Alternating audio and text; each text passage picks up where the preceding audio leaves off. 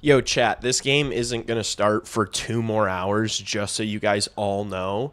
Um, Andy, I have a friend who's a Newcastle fan. He sent me the highlights today, made me watch. What a game! First of all, Brendan Aronson looking like he's in prime World Cup form right now. Love to see that. Um, I'm gonna go to the bathroom really quick. This game is not starting for 3 hours. The Capitals Dallas game still hasn't ended, and then Paul Bissonnette is gonna do an hour and a half of stand up on the TNT panel before the game starts. So I'll be right back in like 30 seconds. I have to go pee, and then we'll get into the stream.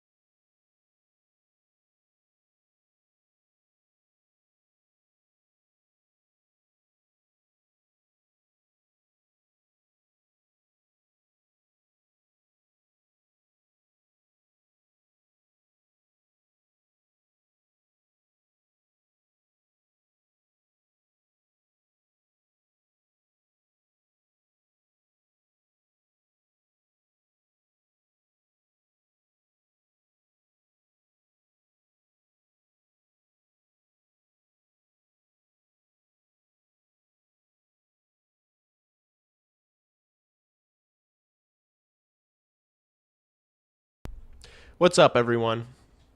Hello, Chatathan. How are you guys? How is everyone? I know that I know Andy um I know Andy almost had a heart attack today from that Newcastle match. How's everyone else doing? How's everyone's day been?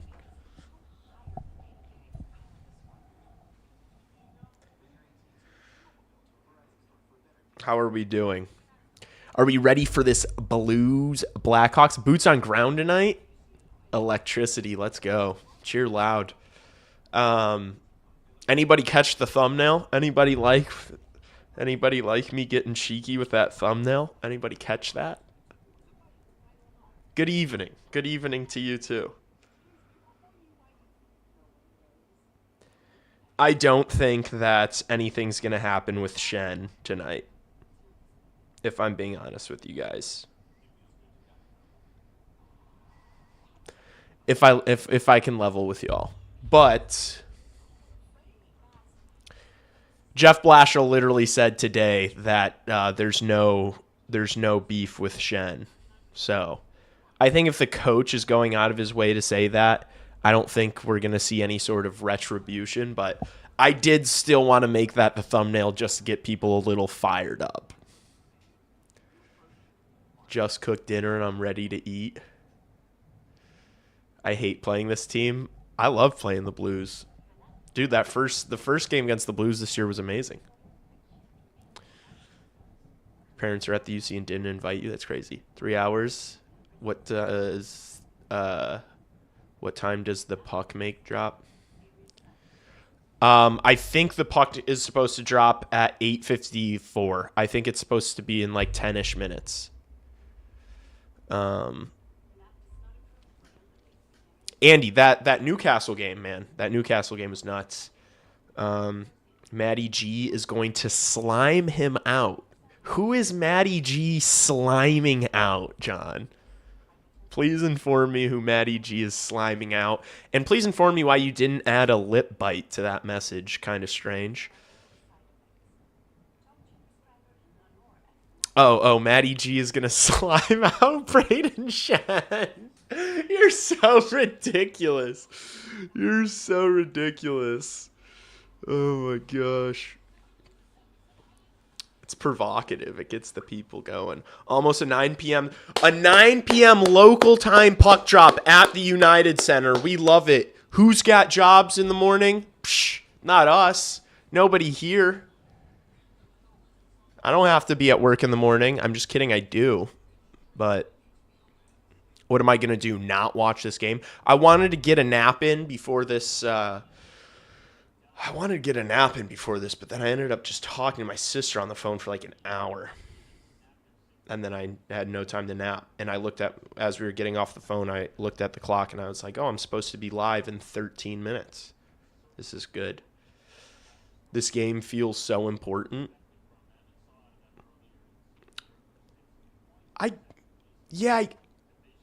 Can I be honest? I don't know if I agree with you in a sense, but like without Bedard and Nazar, I've had this like mentality of like none of these games are important, if that makes sense. Thank God this is the last one of these late starts. Well, I'm sure we're going to be playing on the West Coast again, but is this like the last like TNT at home late start? I don't teach till 2. Call off. Absolutely mental match. Neither team gave a toss and went for it nonstop until the final whistle. Yeah, it was entertaining. Harvey Barnes. What a man. Damn, I always forget how bad the color is on HBO games. Is it? Do I need to go to a different stream? I'm watching this on YouTube TV. Do I need to go back and like click on a Blackhawks one? All right, I just exited out and clicked back in. And now it still says Dallas Stars at Washington Capitals. Okay. All right.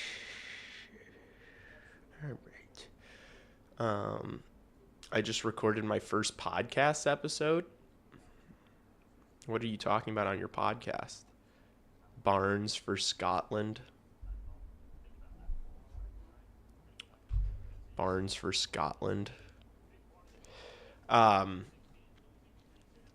Brendan Aronson is really the only thing I cared about from that match, Andy. Brendan Aronson looking like he's in top form at the right time. He's getting ready. He's getting ready for the World Cup.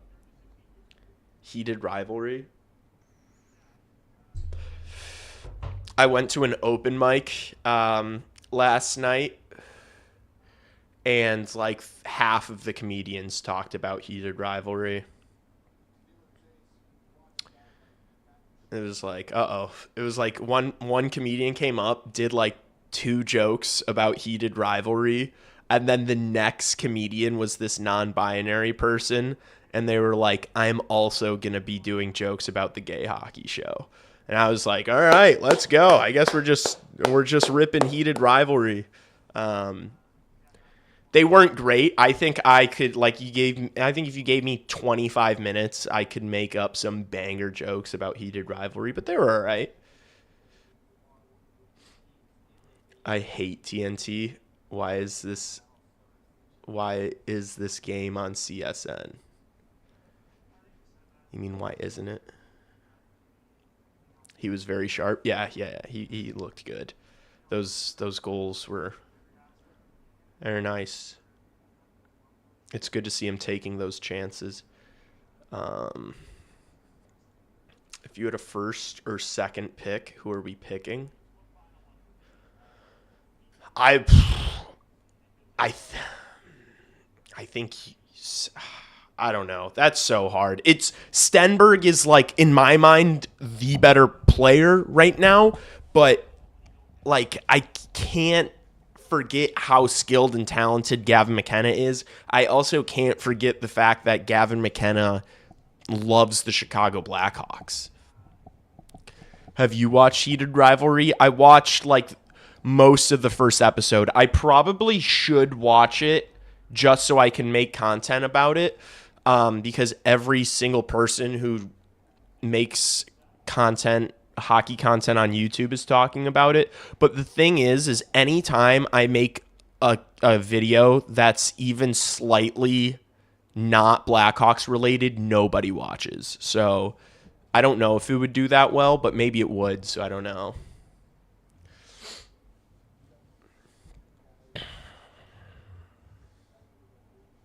Yeah, it's on TNT, Dad.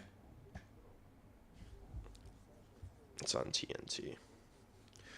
Oh my gosh, dude, I can already feel how sleepy I am. I'm letting you guys know there's no way I'm doing a post game tonight. Yeah, I didn't get a ton of sleep last night, and so I'm a little tired.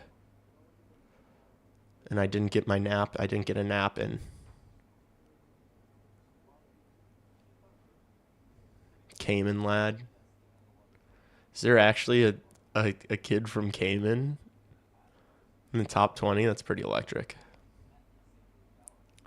McKenna looked like the best player on his team. Stenberg was like the third to fifth best player on his team. I do not think Stenberg looked like the fifth best player on his team. And I don't think Gavin McKenna looked like the best player on his team. I don't think everyone's like, look at how many points Gavin McKenna had. Gavin McKenna had like 8 points in one game. Did Gavin McKenna show up in the important games is all I'm going to ask. When's puck drop? Supposed to be in 5 minutes. It's supposed to be in 5 minutes. We'll see, because I'm still looking at Ace right now. I still have Ace on my screen. So, Ace here.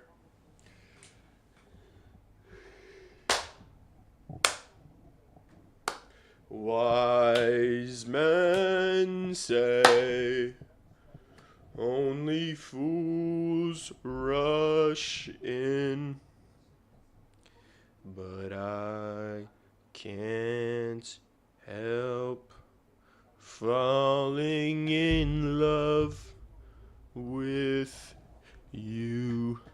This game was supposed to start 20 minutes ago. I knew it wasn't going to. None of these back-to-back TNT games have started at 8:30. They always start several minutes after the first game. Ends. Yeah, I might be a little slow tonight, like with processing words and things, just so you guys know. Running on fumes. McKenna 14-point tourney, Beds 24 with championship. Yeah, no, Dad, without a doubt. Like, Gavin McKenna is not going to be Connor Bedard. I still think he's going to be a tremendous NHL player with a ton of skill. I do not see him being the player that Connor Bedard is. Holy yap. Gretzky is oh, dude, someone tell the great one to chill with the yap. Chat, what does this guy know about hockey? What does this Gretzky character know about this sport? That was a great song, Elvis. It's supposed to be I used to sing it before every stream or before every game. It's our song. It should be the Blackhawks intro song. We should just nip it from Sunderland.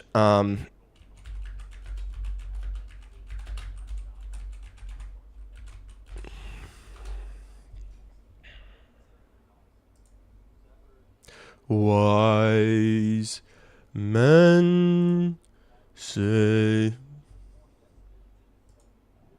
With delicious rewards, you earn. We gotta get hyped. Chat.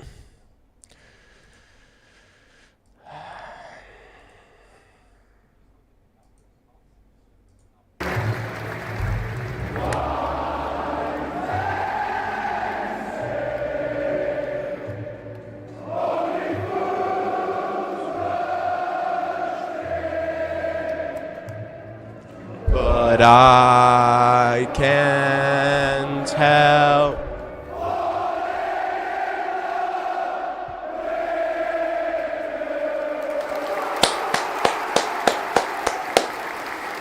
Everyone up. Everyone up. Everyone up now. Let's go.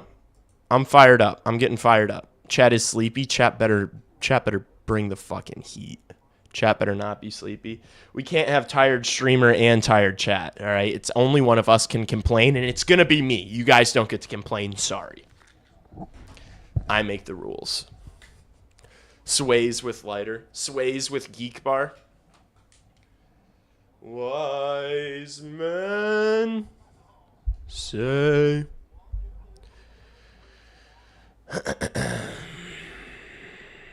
Bro said gay. Okay, dude. All right, dude. Amazing atmosphere. Fellas, is it gay to have an amazing atmosphere at a sporting event? Fellas, is it gay to support your hometown team? Fellas, is it gay to participate in tradition that's lasted for decades? Okay, someone make a coffee run. I can't drink coffee because if I drink coffee, then I'll be geeking. I'll be geeking when I'm trying to fall asleep at 1:30, and then I won't fall asleep till 3:30, and then I'll have to wake up in 5 hours and do it all again, and then crash at work, and then almost die and have my heart explode. So, unfortunately, you kind of just gotta thug it out. Gay, LOL. All right, boomer. For real. For real. $70 on Burt goal. I don't hate it at all. You might be buying the stock really high. You know, you're buying Bitcoin in 2024, you know. So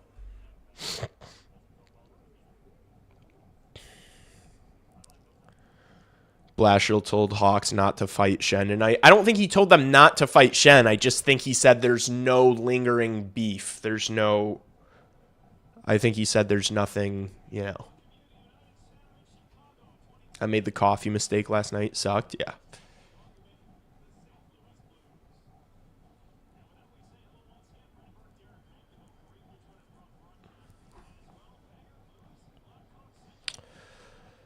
No. Blashill did say that there's no beef with Shen, in that he said something along the lines of like not expecting there to be anything. But who knows? I don't know. You're telling me Colton Dock? That's why I put Colton Dock and Braden Shen on the thumbnail chat. I did it for a reason. Blackhawks Boomer Nation, no naps here. Yeah, I forgot. This is an old. Actually, yeah, I can't believe you guys are. The boomers are going to be on my ass. They're going to say, you're so young, you should have energy. See, so like the puck hasn't even started yet, and I just got a notification that the Blues scored. So I'm expecting this to be a great start. I need to fucking break my phone and turn off ESPN notifications right now. Let's see how this breaks down.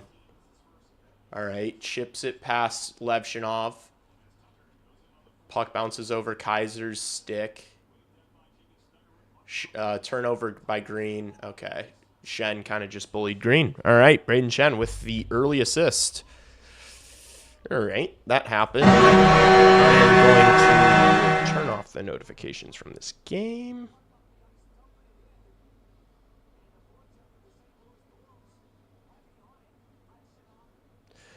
Oh my gosh. It's not letting me...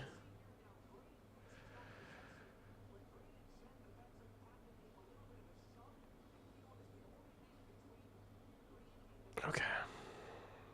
All right. I turned off the notification, so that doesn't happen again. I just don't like things being spoiled. I would have rather have just gotten upset and seen that live. All right, good start. Good start to the hockey game. That's how you get that's a good way to do it. That's how you get going early. Way to go. Way to go, boys. Well, on the bright side, can't get worse than that, right? Right? An inauspicious beginning. It's because we're on TNT. I think it's because I think Green was just way too soft there. I think Green was way too soft there and thought he had way more time than he did. I don't know if it's because of TNT. Knight washed. Is that one he has to have? Like, is his, we're turning the puck over right behind him, and then it gets thrown right in front of Knight in a super dangerous area, and he's got all the time in the world and all the space. Is that on Knight? Maybe. I don't know. I don't think so. I don't know if Spencer Knight is the first guy I'm wagging the finger at there. I think I'm pointing at Ryan Green before I'm pointing at Spencer Knight.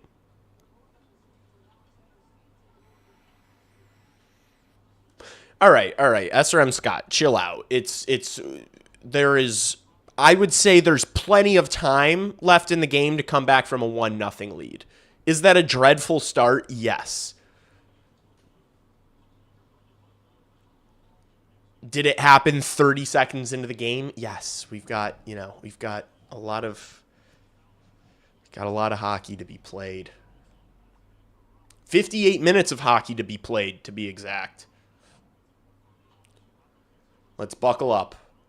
It could be an interesting one tonight, chat. It could be an interesting one. Buckle up. All right. Here's Vlasic in the neutral zone. Hawks go for a change. Vlasic dumps it. That's Binnington in net, right? He couldn't play that puck there. Good forechecking from Landon Slaggert. Blues can't get it out. It hits Slaggert. The shot to the net hits Slaggert. Here's Vlasic. Skates it around the Blues net. Passes it back. Crevier one-timer. Blocker save Binnington. Colton Dach rings it around the boards. It gets past Louis Crevier, but he makes a good play to momentarily keep it in. Blues get it out.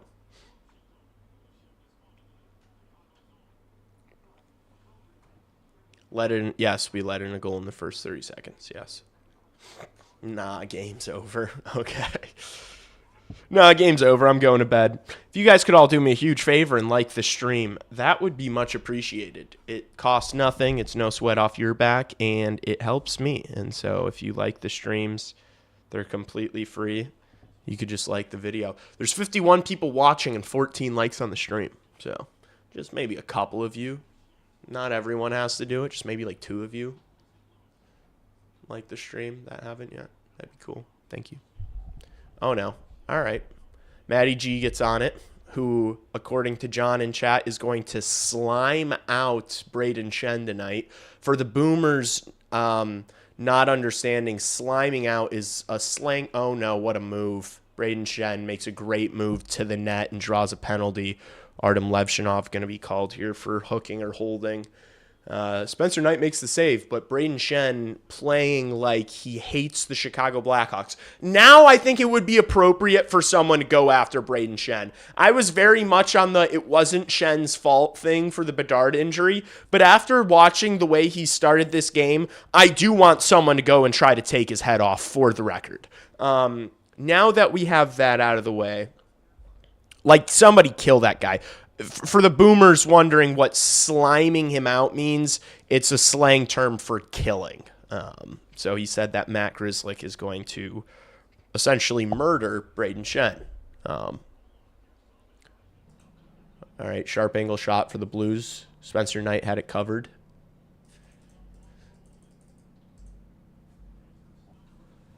Here's Thomas down low. This is a really weird power play structure that the Blues have, and I'm glad to see it didn't work. Yeah, get that cute shit out of here. They've got like 2 guys beneath the net almost. It's like, all right, guys, we're doing too much. I would like that on a 5-on-3 when you've got the extra personnel and you really stretch out the D. I don't know how effective. Oh, yeah, they're 24th in the league power play. That makes sense. That checks out. They've got like 3 guys up high and then 2 guys like below the net. It's just like ugly to watch. It's not even aesthetically pleasing. Send out Maddie. Thanks for the cordial and gentle translation. I got you. Needs to be Doc or Foligno. Hey, I pitted them against each other on the thumbnail for a reason. I have Doc and Shen on the I didn't just pick 2 random players. All right. Knight makes the save short side on Shen, and it deflects out of play. 39 seconds left on the St. Louis power play. Blues lose. Blues are not losing right now. I prefer the mob term whack. When you got to whack someone, I think sliming someone out is a better term than whacking, personally. I think the idea of Matty G sliming Braden Shen out is far more humorous.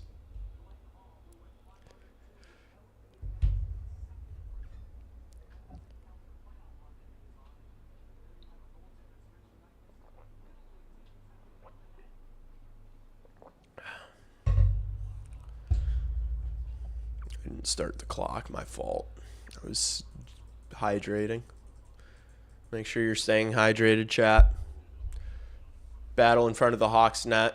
Hawks get it out. That should do it. That should do. Oh, puck went out of play. Wait, did he just smack that thing out? Okay, yep. Ilya Mikheyev just smacked the puck straight out of the rink. That thing is all the way out on Madison Street. And so the Blackhawks are going to be shorthanded for another 2 minutes and have a 5-on-3 for 12 seconds. Blackhawks, okay.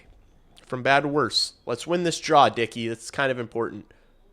Robert Thomas versus Dickinson. Nice. Robert Thomas he's tossing him out. Love to see that. He doesn't like that. Buchnevich is going to come in and take the draw. Oh, no, he's not. Okay, he just pranked us. Trade Mikheyev now. Okay, that might be a little dramatic. Blues win the draw. 8 seconds here. They take the one-timer early. Knight makes the save, but he didn't hold on to the puck. 3 seconds left on the 5-on-3. I didn't start the clock. Ignore it. Levshinov's out of the box and makes a play. Dickinson gets it to him. He carries it up, and then he just cuts back. I like it. Smart. Hawks clear the zone. I don't mind that. I don't mind that decision-making from Artie. That was a mature decision.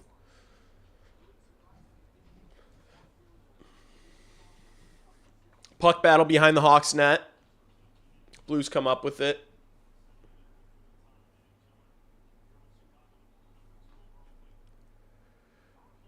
Crevier and Kaiser, the defenseman for the Hawks. Kaiser makes a poke check. Here's Snuggerud in the corner against Crevier. Gets absolutely thrown into the boards. Gets completely manhandled by the Frankenstein on the Blackhawks blue line.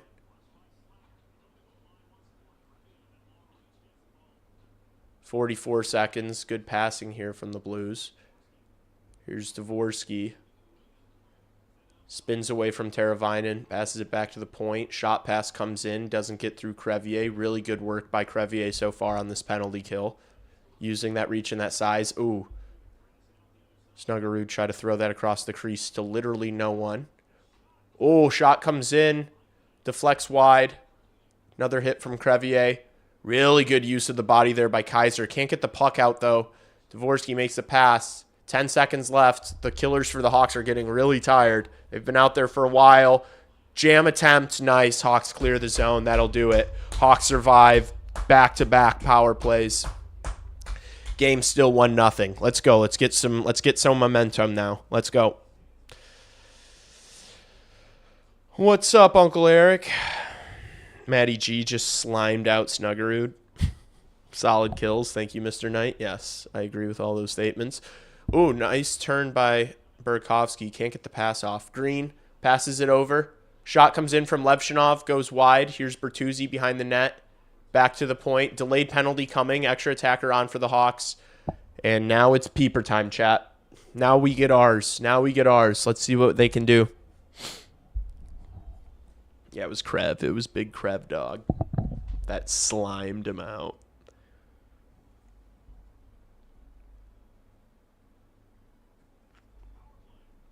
Hawks to PP, yes. Hawks to the peeper. They are not ready. David Carl would have them ready. What? David Carl would have them ready? Where's Levshinov shooting? Yeah, that was crazy. That, like, didn't that hit Bertuzzi, like, 5 feet away from the net? Did I see that right? Or did that take, like, a gnarly deflection that I didn't see? Because it looked like it just hit Bertuzzi 5 feet wide of the net. So I don't know what he was looking for there. It was also, like, a knee-high shot. It's not like it was on the ice. Slimed out is so weak. Dude, you're a boomer. You don't get it. Sounds like Ghostbusters shit. That's literally the point. That is quite literally the point. Is that it's like, what's the word? It's like massively downplaying a heinous act. It's like making a heinous act sound silly. That's why it's like funny. Artie shooting like Ben Simmons. Yeah, Artie shooting like Ben Simmons from the 3-point line right now. Who's slimier? Okay. We're taking it too far. It's not that funny. I think Matty G is slimier, though. Last thing you see before getting slimed out in Romeoville, Illinois. This is so funny is because there is such like a varying ages in this chat that there are some people that are like, cannot, that statement makes no sense. Like, you just sound like an idiot. But to me, that is very funny. Louis Crevier is the last thing you see before. Okay, we need a. I'm not reading any more sliming out comments. You guys sound like a couple of my friends right now.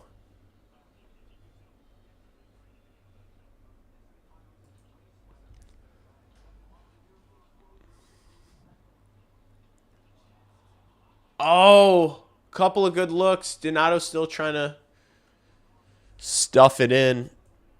Blues get a whistle. Bennington covers. Artie is so bad. I think that's not true. I think that's bad. Oh, that deflection by Donato was so close. That was a good pass. Was that Teravainen? That was a good look there for the Hawks. Donato gets tossed out of the circle. Bertuzzi's going to come in and take it. I guess Sundqvist. Blues win in and get the puck out of the zone. Knight passes it to Artie. Goes around the net. Leaves it for Burakovsky, who's going to carry for the Hawks. Into the neutral zone. Looks to his left. Find Bertuzzi. Bertuzzi throws an absolute muffin across the ice. It gets picked off and put out of play. Yeah, that was what was that grenade that Tyler Bertuzzi just threw across the ice? All right, here's Levshinov from the point.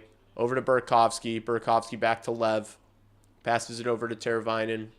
Gets it back from Bertuzzi. Down low, Bertuzzi spins, and oh my gosh, I thought he batted that into the net. Dude, this guy is a magnet right now for pucks. Keep feeding 59, chat. Keep feeding 59.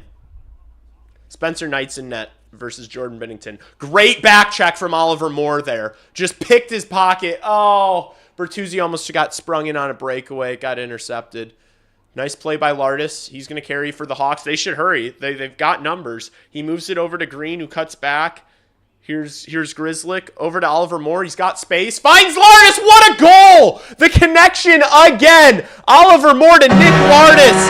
Boom! That's the exact combination we want to see. Let's go. Oliver Moore to Nick Lardis on the power play. We're seeing it all season long at the start of the year in Rockford. We see it again here in Chicago. Boom. Moore taking space with that speed, going downhill. He knew he was passing that the whole time, and he knew exactly where he was going with it. He didn't even have to look at him until the very last second. What a goal. Boom. Yes, sir, chat. Let's go, Lardis. Let's go, boys. That's what we're here for. That's why we're watching these games. We're watching these games for these fellas. Let's go. Third goal of the year for Nick Lardis. Don't let the kid get hot. No look. Yeah, that was disgusting. Oliver Moore's gross. Just eyes on the side of his head there. They've got that chemistry. They know where each other are going to be. He knows where Lardis is going to be at every single time there. Puck out of play. Working his way up to Bed's line audition. That's what I want. That's what I want. Attaboy, Morsey. Yeah, I want to see Lardis on Bedard's wing for at least the game. I just want to see it. Can't send him down. I think I agree with you. Look, I think there's going to be a tough decision to make, which is a very good thing. That's an awesome thing. For us as fans, you want that to be a tough decision. Like, you want Lardis to play well enough to where it's like, are we really going to send this kid down? Bedard, Nazar, Lardis. That'd be a fun line. Problem is you got to spread the talent out a little bit.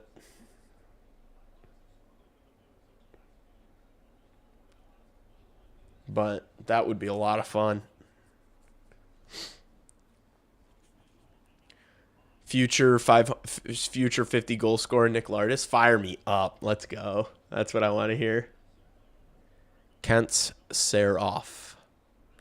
Roman Kantsarov.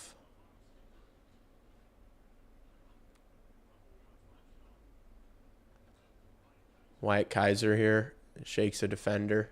Gets it over to Artie. Teravainen tries to tip it forward for Lardis. Can't quite get it. Blues dump it in. Artie takes the contact well. Bad backhand pass there from Kaiser. Shot gets blocked. Second one gets through.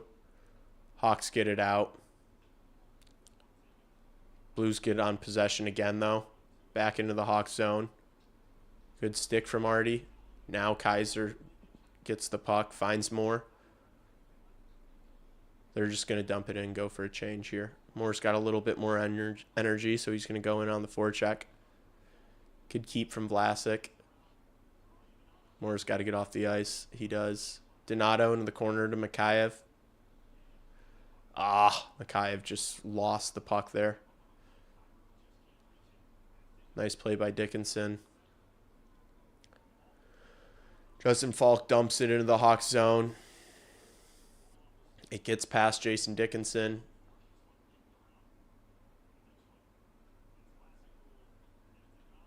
Donato banks it off the boards into the St. Louis zone. Nice hit from Jason Dickinson.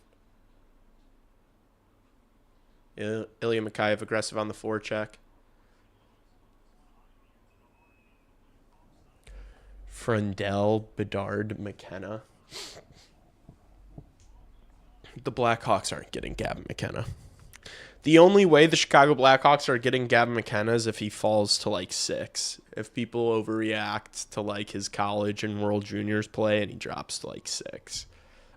I do not think the Blackhawks are picking in the top 3. This is why you let in early goals. Doesn't it feel nice to tie it up? Bro just wants to tie it up. You'd rather tie it up than get the lead. That's so funny. I do think that, like, you know, you give up an early goal. It's like a quick wake up call, and it makes them have to start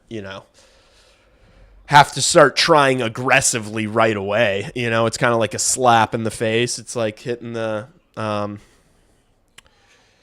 smelling salts, which you would rather them just like literally hit the smelling salts and not concede a goal in the first 30 seconds. But, you know, to each their own. Can we glaze Nick Lardis? Yeah, he's got an amazing one-timer. He's a fantastic shooter. He knows how to put pucks in the back of the net. He's great at it. He's been great at it at every level, and I think he's going to be great at it in the NHL. People were concerned that he didn't have a polished enough game, like a solid enough defensive game. I think that's nonsense. I think that we've seen at the very least through this stint that he can play at the NHL level. He doesn't look like he's drowning out there when the puck's in his own zone. He's not scared. He's not shy. He doesn't shy away from contact. He finishes checks. Would you like to see him get better on the forecheck? Yes. Would you like to see him, get better at board battles? Yes. But I have not seen anything that makes me think that Nick Lardis isn't going to be at least a really good depth scorer in the NHL. Some compare McKenna to Shane Wright falling. I think that makes no sense for McKenna. Yeah, I think he's more talented than Shane Wright, but look, and I said this a few streams ago. Like, I think McKenna is going to have a similar, like his early career is going to play out very similarly to that of Connor Bedard and Jack Hughes. I think we're already seeing it, like with the move to college, to a faster pace, more physical game. He's struggled a little bit, and I think once he makes the jump to the pro game, that's also going to happen.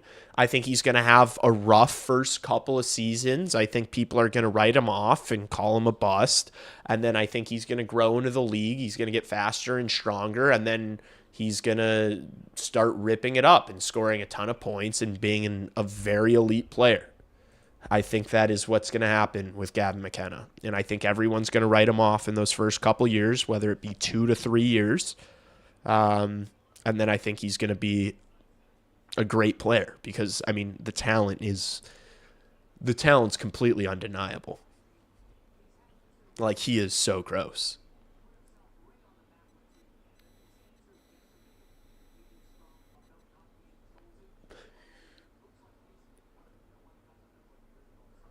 I don't remember who had the back check. Was it Dickett? No, it wasn't Dickey. Was it Green? It might have been Green or Grizzlick. Oh, Artem Levchinov with a diving defensive play. Buchnevic's wraparound never really bothered Spencer Knight. Landon Slaggert's going to have the speed to get here. Jordan Binnington goes out to play it. He makes a really good play, actually, there, Jordan Binnington. Would have liked to see Landon Slaggert dive at Jordan Binnington's ankles there.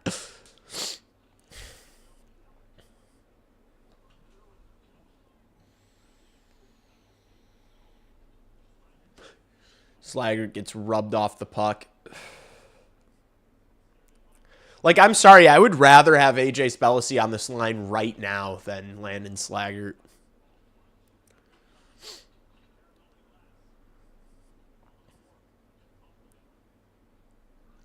Nice play from Oliver Moore. Nice move by Wyatt Kaiser there. And he dumps it in and takes a shot. Oliver Moore loses his stick trying to take the puck off Binnington. Here comes the Blues. Connor Murphy blocks the shot. Moore backhands a pass over to Lardis, who finds Teravainen. Chips it in for Lardis, who skates onto it. Cuts back. Oh, he lost an edge. Kind of got shoved into the boards. Teravainen just hoists it towards the net. Binnington covers, and we get an offensive zone faceoff. Nice. Good work. Good work from that line to get it out and win a draw in the O-zone. We'll take that. Gavin McKenna going to be a 90-plus point veteran. I don't know what that means. Nice little cut. Demidov on pace for 71 as a rookie. I don't think McKenna getting 60-plus is unrealistic at all. I mean, dude, it completely depends upon what team he's going to. Like, if he goes to Vancouver, like, yeah, I don't think Gavin McKenna is going to put up 60 points his rookie year.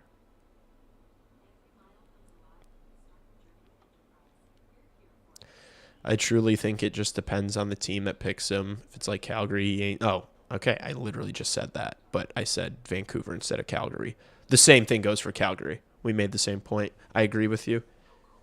PJ. You really like Gavin McKenna for some reason. I mean, Lebowski, what he was doing in the dub was pretty insane. Like, he was breaking Bedard's records, you know? Bedard was better in World Juniors. To say he was better in World Juniors is like the understatement of the century. Bedard was him in the World Juniors. Over under on game minutes before Green. This is a gaping net. You're such a hater. Kaiser just broke some Blues players' ankles. Yeah, that was a nice move.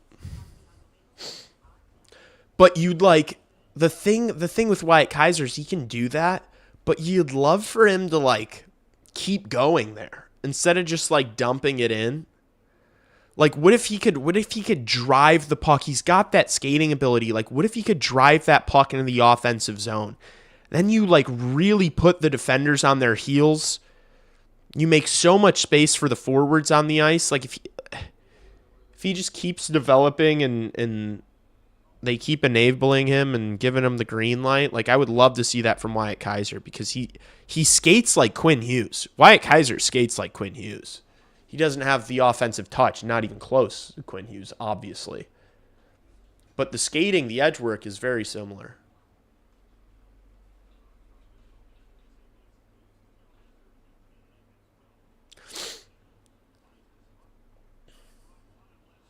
Oh no. Artie gets drove on and gets another penalty. Man. That's brutal. It's literally the exact same play. Yeah, gets the stick all the way around the midsection. That's getting called every time, unfortunately. He really could. Just worried about it turning it over. I don't care. I don't care about a young defenseman turning the puck over right now. Like, this is the time you should be doing it. Like, in a couple years, yeah, you don't want him, like, trying new things to his game. But where the Blackhawks are at right now, yeah, I would love to see Wyatt Kaiser be given the green light to try to, like, make plays like that. See if he can become a player like that. Shorty incoming, I wouldn't mind. Lardis is going to be a 60 to 70 point guy. I mean, that would be amazing.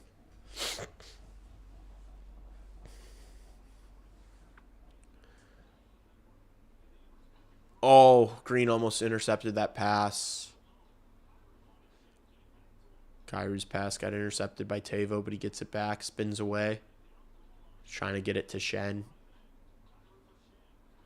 Here's Falk. Good stick from Vlasic. Deflects that puck out of play. Uses that reach. Alex Vlasic. Kaiser's absolutely a top 4 defenseman on a great team. I agree. I agree.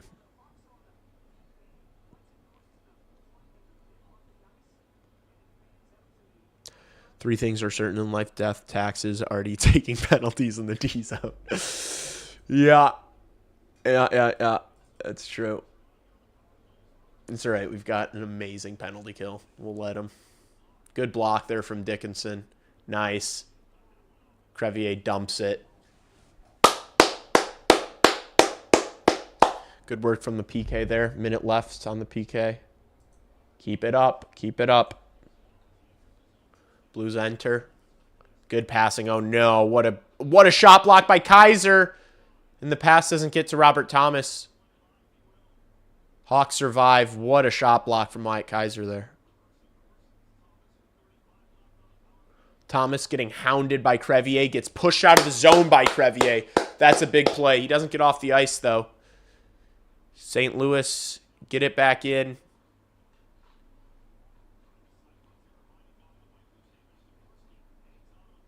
Here's Dvorsky getting hounded by Teravainen. Slaggert pressuring Robert Thomas. Oh, Dvorsky, what a pass. Spencer Knight makes the save. Big save. Thank you, Mr. Knight. 8 seconds left on the kill.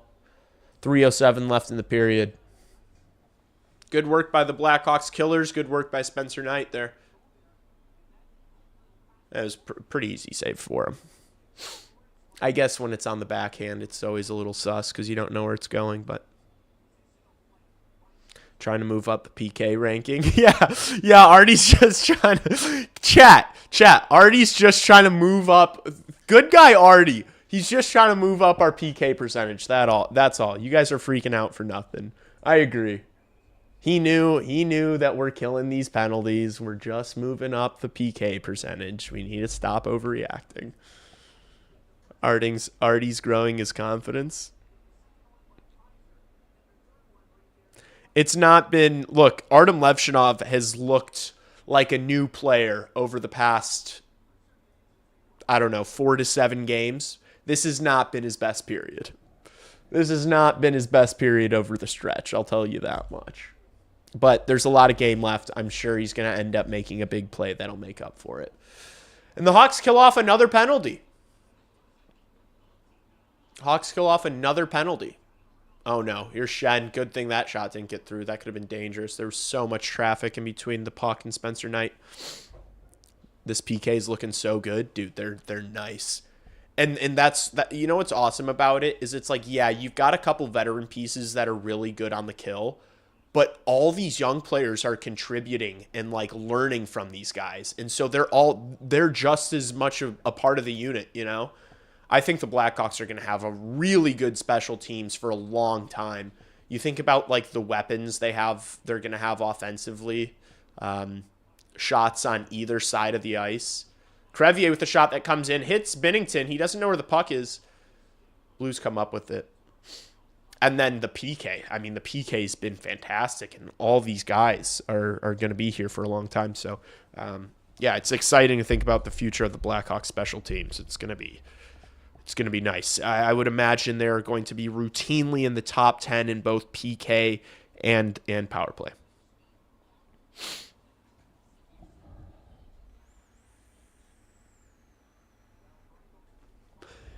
Artie definitely does need to get a little better. He needs to get better defensively. I agree.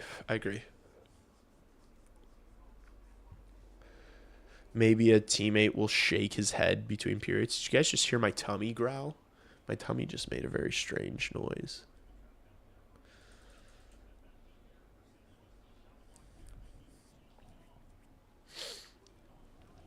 We're going to win at least one more cup. I agree.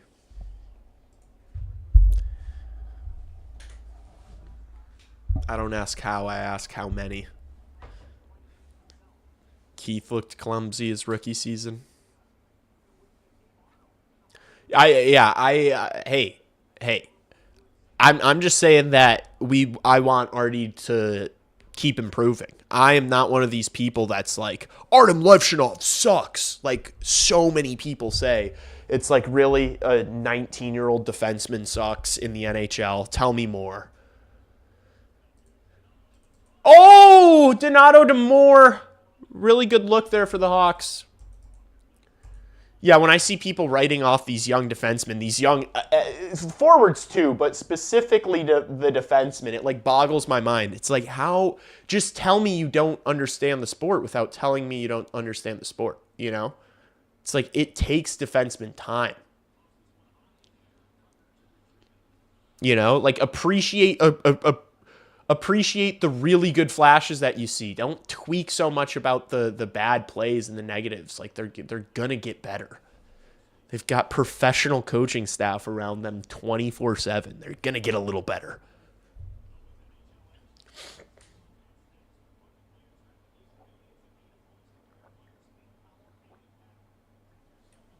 Hell yeah, Holt. Happy to have you, brother. Happy to have you back in chat. I think Heath is better than Chelios, but I like Chelios better. Yeah, because Chelios was more of... I don't know. I was about to say Chelios had more fuck you, but Duncan Keith had a lot of fuck you to his game. Duncan Keith was not a nice guy on the ice. Speaking of St. Louis Blues, the Duncan Keith line that will always be in my head is the wakey wakey Bacchus line. That was crazy work. The wakey wakey Bacchus was insane work. I don't even think that's some shit I would have said. Attaboy, Crevier. I'd love to see Crevier using that frame. Yeah, fall on the puck. Why not? Dickinson comes up with it. Oh, kind of just got worked there, Jason Dickinson. 10 seconds left in the period. Oh no, Robert Thomas falls down, holding the shoulder. Did we just injure their best player's shoulder? Dude, Louis Crevier getting retribution for Bedard again. Dude. Wakey, wakey, Bacchus. Yep. Seabrook made the hit. Yeah, it was a Seabrook hit, and he turned his lights out. Brent Seabrook, for the Boomers, Brent Seabrook slimed out David Bacchus. I hate the Blues more than any NHL team. Since the Blackhawks haven't been good in so long, I've lost my hatred that I used to have for teams. As we get back into the playoffs and, this rebuild turns into what is going to obviously be an absolute wagon, a perennial contender, I will start hating teams with passion again. For some reason, like the Montreal Canadiens have turned into a team I hate. I've turned into a hater of the San Jose Sharks. That's more so because of the fan bases than anything else. But I want some good, bad blood in the division. I want bad blood in the division. I want teams that, the guys just don't like each other. Prime Blackhawks, there were so many of them. I think back to, earlier, 09, 10, 11, the Vancouver Blackhawks rivalry was top tier. Obviously there were teams like LA and the Ducks that they'd see in the playoffs. There really wasn't that beef with the Wild just because the Blackhawks owned the Minnesota Wild. The Blues Blackhawks was fun, but the Blackhawks pretty much always got the better of the Blues until the end. Blues were goons. I hate the Habs and North Stars. If we had both Kaiser and Camp, that would be really fucking cool. Why? Because of the names. Who the teams you hate the most at the moment or historically?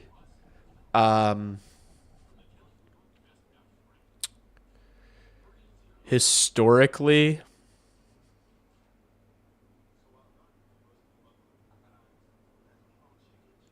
man, I hated Vancouver because I was younger too. I was 9 and 10. I was 9 and 10 around those years. I hated Vancouver. I hated Vancouver. I hated LA. The thing, though, about LA is I hated LA, but I was scared of LA. I was a little fearful of LA. I wasn't fearful of Vancouver.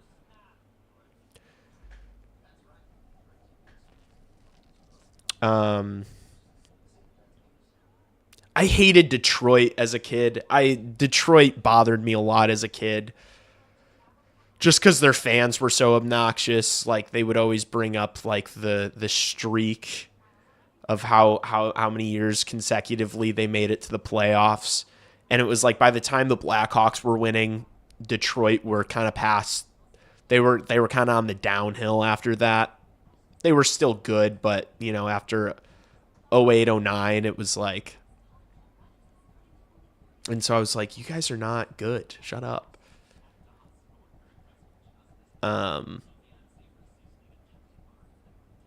What seemed Colorado was never. I don't think Dallas was hateable.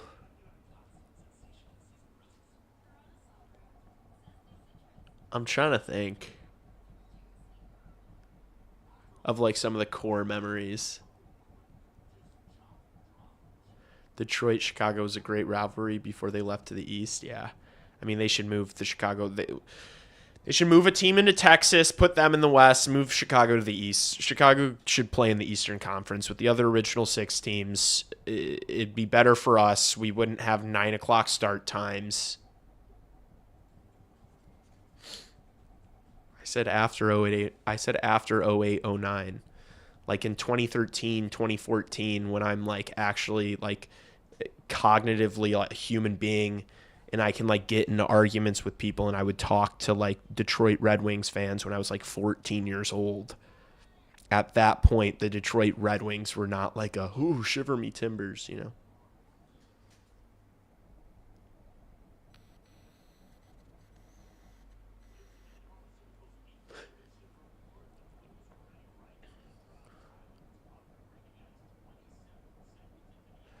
Perry on that Ducks team. Yeah, I hated that Ducks team a lot. I always kind of thought of San Jose as little bro. Blues and Red Wings, yeah.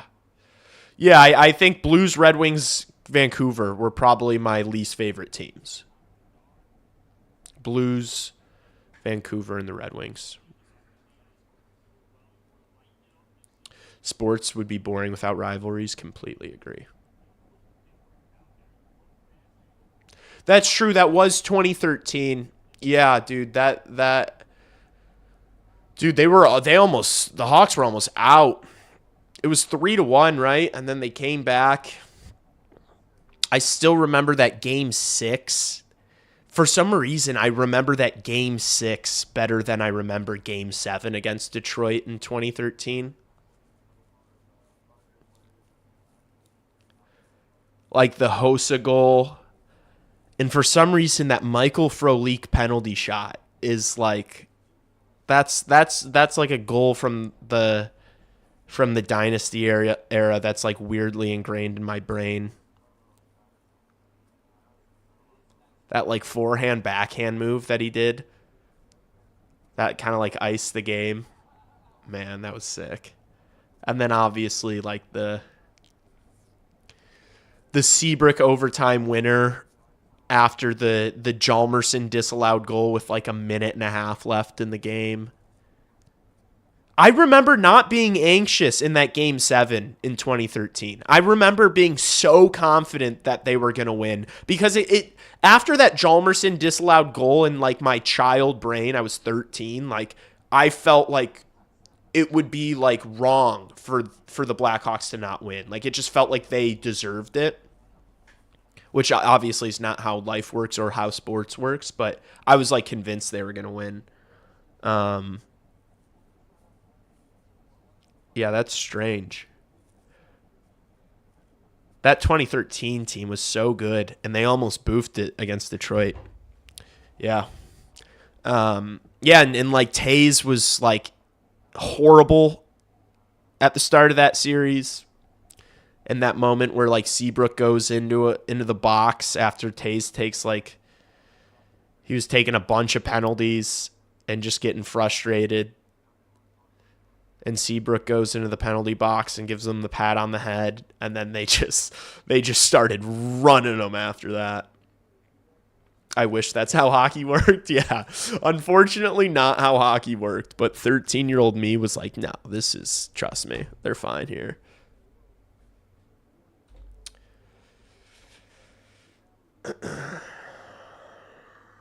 Hawks Ducks 2015 was brutal. Yeah, Hawks Ducks 2015 was brutal. I remember that game 7. That game 7 was, I think, the most nervous. I don't remember being more nervous for a game than that game 7. And then they absolutely destroyed them. And it was like all the big dogs just turned it on and just completely dominated that game. Seabrook, Taze, Kane, Hossa just like completely dominated that game 7. It wasn't even what was the score to that game? Was it like 5-2 or something? They were up like 4-0, I think. And then the Ducks scored a couple. And then I want to say Seabrook scored like soon after to just suck all the life out. Pause.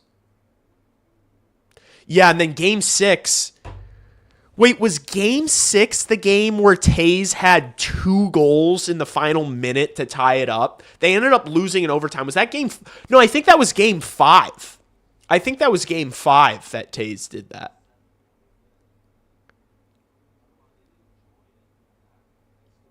So many fucking OT games. Yeah, and so many of them, it was like Brent Seabrook just taking over. It was Seabrook and Kane just like scored in every other overtime. It felt like. Did it not? Did it not feel like Seabrook and Kane scored in every other overtime in the playoffs during that run, during those runs? Hawks Kings 2014 Game 7. Okay, I'm not even going to read the rest of that. It gives me Vietnam flashbacks. They would have three-peated. It wasn't a question. Literally everybody knew that the Stanley Cup was taking place in the Western Conference Final. Everyone knew it. I didn't even watch the Stanley Cup Final that year because I was so heartbroken. Literally everyone knew that whoever was coming out of the West was going to wax the Rangers.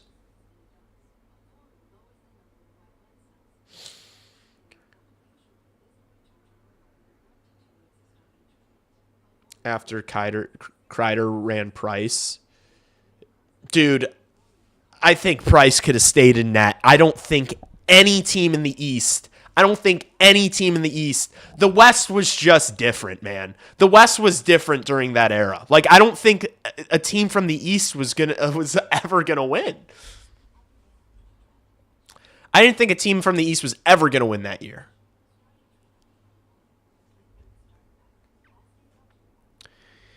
Like, you could have put Prime Gretzky on that Rangers team, and I think the Kings and the Hawks would have still ran them.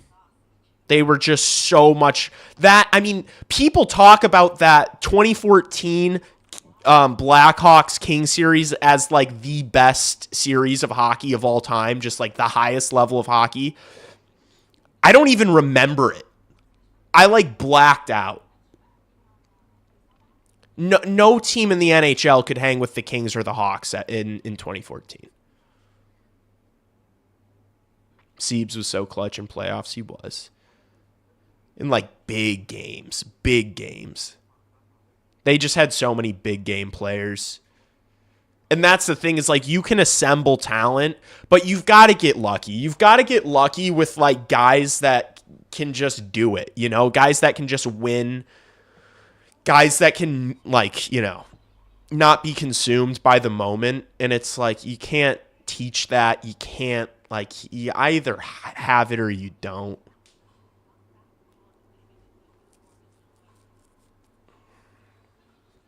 Game 7, we had to win twice with bullshit disallowed goal. Yeah. There's a game in 2009 where the Hawks were 5-0 down versus the Flames. Yep.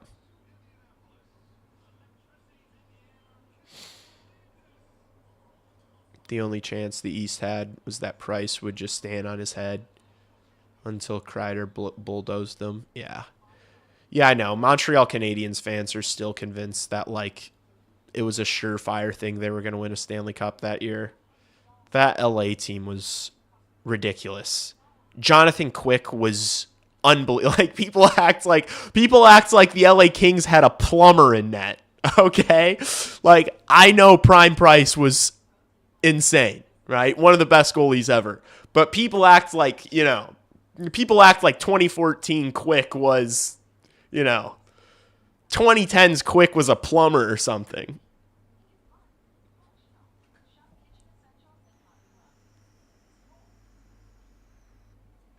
Rangers had better depth. The Brian Bickle contract costing us Prime Tavo. I don't know if Prime Tavo is something that I really beat myself up over. It's not like Tavo Teravainen is like a superstar, you know. I think losing Artemi Panarin, you know, was a bigger loss.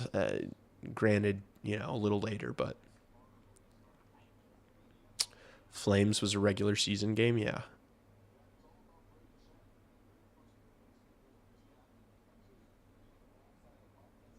Lebowski, that's your LeBron moment. I looked at my friend and I said, they're winning this game. That Kings team was going all the way after the Sharks comeback. Hawks versus Kings in 14 was two legendary all-time teams. Yeah. Especially after 2013, man.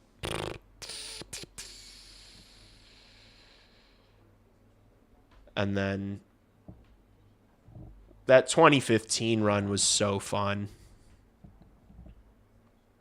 That 2015 run was so fun, but I think it gets on because I felt like that Tampa Bay Lightning team that the Hawks played in 2015 was the weakest of the teams they played in the finals. Even though like mathematically you'd say it would be that Flyers team, because I think wasn't that Flyers team in 2010 the 8th seed? That Flyers team was like not, but the Flyers team was an absolute wagon. That Flyers team was ridiculous.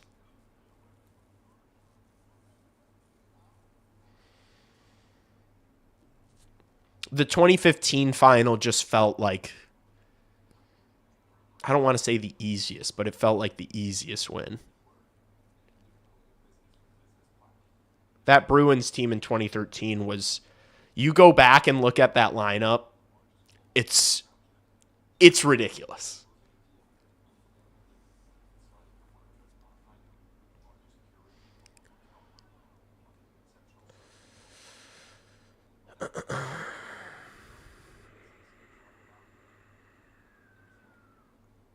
I think they knew they weren't going to be able to afford Artemi Panarin. Simone Gagne, Scott Hartnell, Jeff Carter. Unbelievable. Flyers team overcame 0-3. Bickle would have been offered more than $4 million if he had gone to free agency.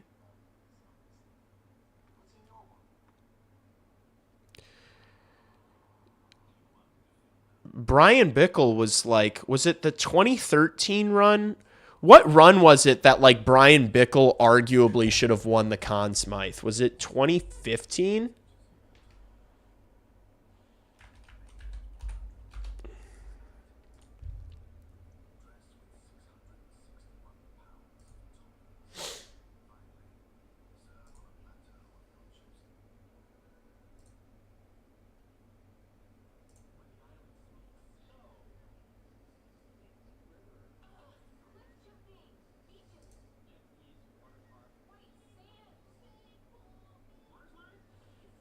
It had to have been 2013, right?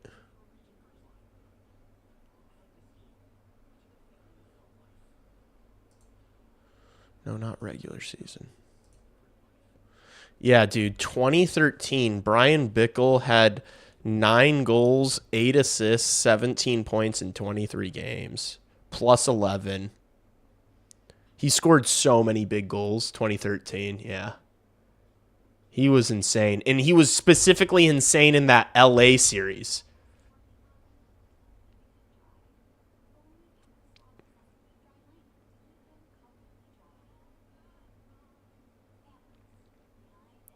Gosh, Johnny Oduya was such a dog, too.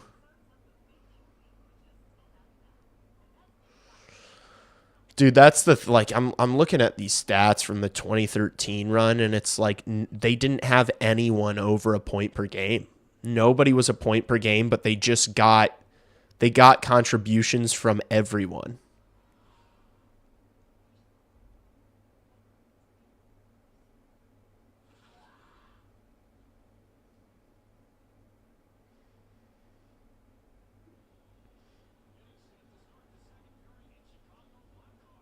They had 8 players. They had 8 players with double-digit points.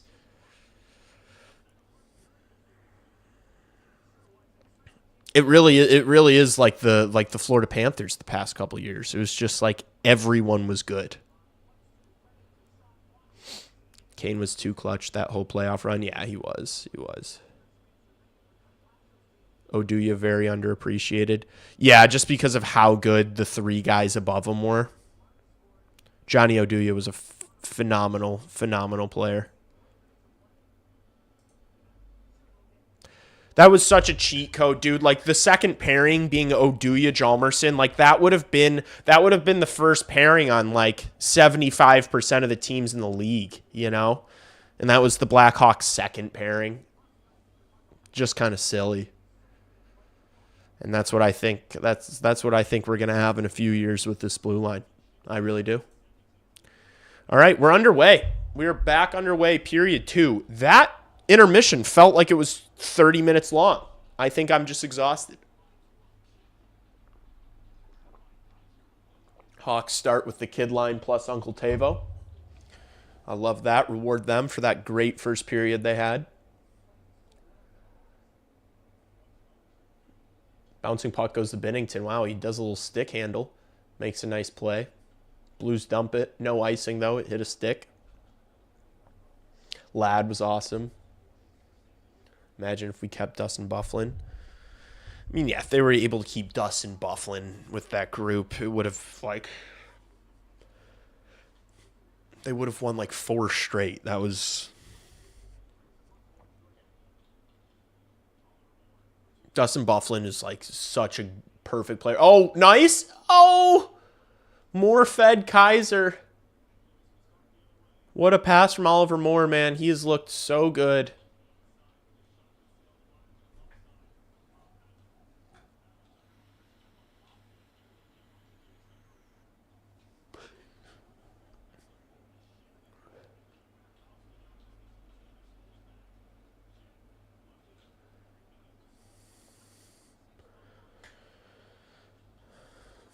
Those top 4 defensemen were suffocators, yeah. They were all so good. Green into the zone for Burakovsky, who gets absolutely hammered into the boards. Nice. Oh, no. Good. What a save. Thank you, Mr. Knight. Gets from post to post in a blink of an eye and saves a grade A scoring chance for the St. Louis Blues. Thank you, Mr. Knight. Yeah, Burakovsky got absolutely smushed there. Hopefully he's fine. That looked like a shoulder injury hit if I've ever seen one. Spencer Knight gloves a shot from the point. Thank you, Mr. Knight. Thank you, Mr. Knight. Yep. Thank you, Mr. Knight. We'll see that again. Oh, my gosh. Burakovsky just got freaking leveled. Really good passing play from the Blues. And Knight just closes the door on Jordan Kyrou in a second. Kyrou didn't elevate that puck very much, but very impressive athleticism there from Spencer Knight. I'll tell you what, Stuart Skinner ain't making that save. I'll tell you who's not making that save. Stuart Skinner's catching strays for no reason at 10 p.m. on a Wednesday night in January. That's what we do. That's what we do. All right. Breakout pass, here's Donato. He dumps it into the St. Louis zone. And it takes a weird carom off the glass or something. I don't know how that didn't get in deep. Maybe it hit a St. Louis stick or something. Jason Dickinson gets on the puck and starts serpentining. Drops the puck here. Here's Connor Murphy. Looks up. Kind of finds Mikheyev. Just deflects it through his legs. Nice hit from Jason Dickinson in the corner there. Donato with a good hit as well. Donato wins the puck. Dickinson! Now Donato. Oh my gosh. That puck bounced right for Jason Dickinson in the slot. He's not able to score. I don't think he was ready for that good of a look there, unfortunately. Sorry I didn't stop the clock or start the clock.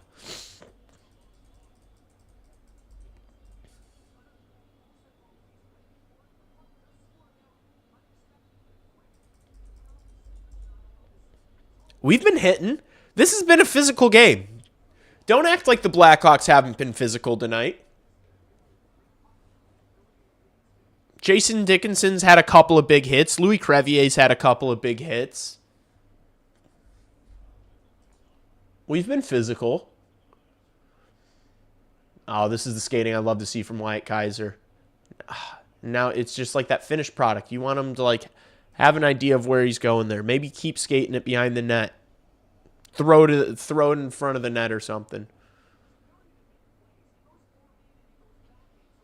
You need a forward to back him up, though. You need a forward to go up high. Let Kaiser skate it down low. Have a forward go up high. You throw off the defense a little bit with their defensive matchups, and you open up some ice in the O zone. That's the type of plays you want to see happening.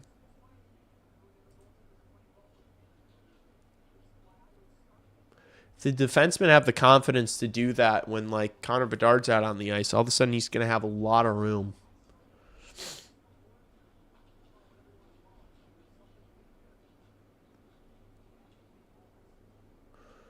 St. Louis throws one in behind Knight. They come up with it. Stuff attempt. First save's made. Nice. Hawks survive. St. Louis just throwing everything at net right now. Oh. Kaiser takes a hit to make that play. St. Louis gets it in deep again. Knight plays it. Kaiser carries out. Finds Foligno. Foligno dumps it in. Binnington makes a good play. Hawks go for a change. Here comes St. Louis, though. Bouncing puck, steered wide by Spencer Knight.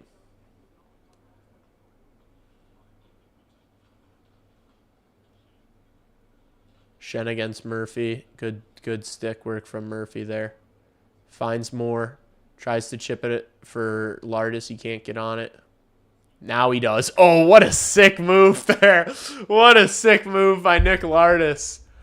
Plays it through the legs and dumps it in. That was a nifty little play. I want to see that again. Nice stick by Crevier defensively. This has been a good game from Louis Crevier.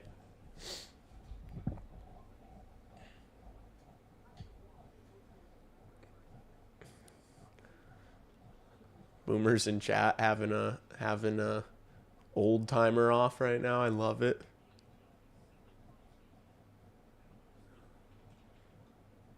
Nestorenko.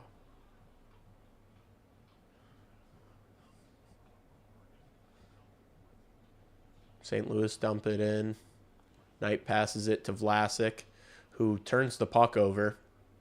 It's all right. Crevier kicks that puck out of the zone.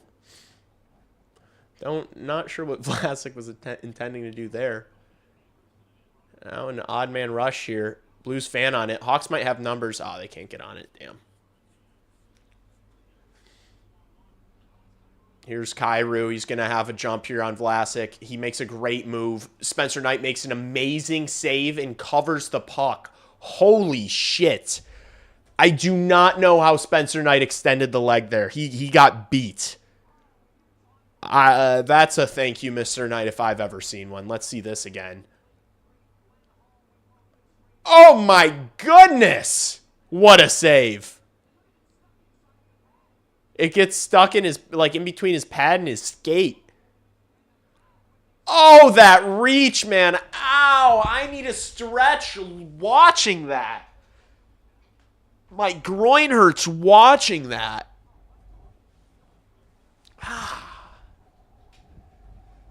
What a save. Jeez. Burakovsky loses the puck in the neutral zone. Hawks dump it in. Did Ryan Green get demoted here? Is that what I'm seeing? Here's Tyler Bertuzzi. Tough angle shot. Binnington makes the save. Burakovsky. Back to Murphy. Good pass. Dickinson spins and fires. Puck's still free. Oh, Tyler Bertuzzi just got smacked in the face. Drew a penalty. Hawks pass it back. Spencer Knight going to go to the net. Delayed penalty here. Extra attacker on. Tyler Bertuzzi, you better start bleeding.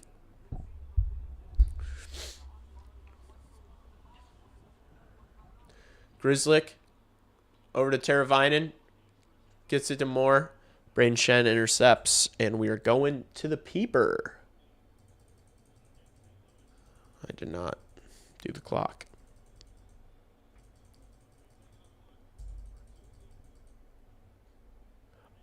Wait, was it his own guy? Wait, was that Burakovsky that just hit him in the face?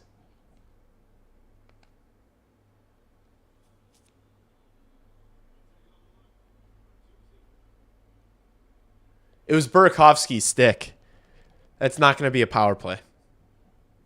That was Burakovsky's stick. Unfortunately, not a peeper. Yeah.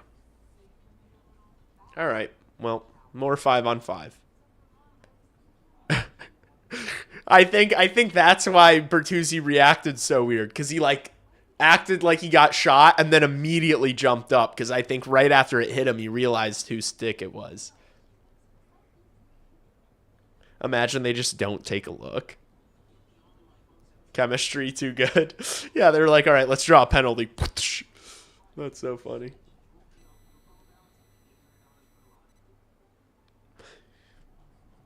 Hey, they're getting creative out there. You gotta tip your cap. They're getting creative, trying to figure out how to draw a penalty.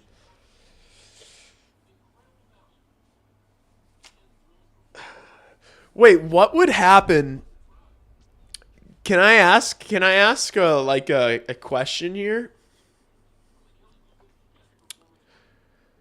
So, Burakovsky hits him in the face with the stick. Obviously, this isn't going to be a power play, but referee's hand goes up, delayed penalty. Spencer Knight skates off. What if the Blackhawks score there before the power play? That would count, right? They score off like the false sense of confidence that they're getting a... No, you can't ask a question. The false sense of confidence of having a power play. Wait, are they not taking a look at this?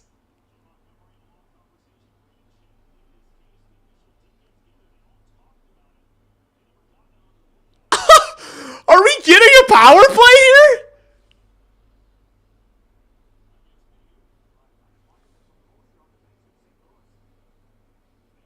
Hello? Okay. I almost don't want to score on this. I do. I'm lying. That's insane.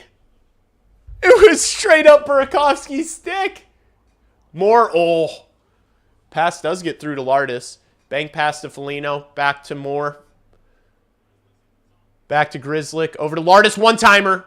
Binnington was ready for it that time. Made the save. Damn. Lardis does not care. Sorry. Didn't mean to hit the buzzer. Lardis is letting that chopper sing immediately upon getting the puck. He does not give a shit. He is letting it fly, and I love it. Keep shooting, young man. I'd be fine with this unit literally just cycling it once and then just letting Lardis shoot it every time the puck gets to him. I'm okay with that. You take your chances.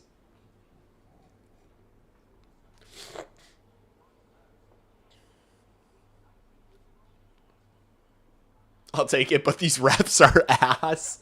Yeah. All right, here's Lardis. To Moore. Oh, dangerous pass. Grzelcyk makes a nice play. Lardis cuts back. Makes a nice pass. Oh, Lardis try to throw it to the front for Foligno. Gets it back to Lardis. To Grzelcyk here. Now Moore. Back to Grzelcyk. One-timer. Oh. Puck's still alive. This unit's looking good tonight. Moore with the shot, and he scores! Whoosh. Let's go! Oh my gosh, yeah, I'll say this unit's looking good. Oliver Moore is feeling it right now, playing the best hockey of his young career. Oh my gosh, he is absolutely feeling it. What a shot. Boom! Grzelcyk, nice shot. Foligno diving play to keep that puck alive. Great work from the Blackhawks captain. And then Moore just absolutely sniping it. Sheathing the sword. Give me more. I love that. Give me more. Let's go. More! More! Let's go. What a snipe. Moore with another 2-point game. Love to see the young players taking over. Come on. A lot of game left. Keep your foot on the gas pedal. We'll take it. Thank you, referees. By the way, I forgot to thank them. Everyone, make sure you're thanking the Zebras. No zebra slander tonight. We deserve this. Look, we deserve this, chat. We have been on the bad end of some calls this year. We deserve that. Thank you. Thank you very much. A power play that should not have been. Here's Colton Dock. Gets knocked down behind the net. Blues going to get it out. Maybe an odd man rush for the Blues. Good back check by Foligno. Good stick from Kaiser. Nice interception there from Artem Levshinov. Oh, tries to get up the ice. Slaggert turns it over and the Blues score. I'm sorry, man. I'm not high. I'm sorry. I'm just not.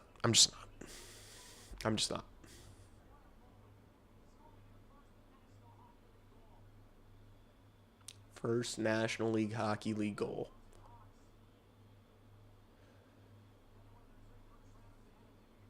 Stenberg's bro. Okay, it was a bad pass from Artie. It wasn't a good pass from Artie.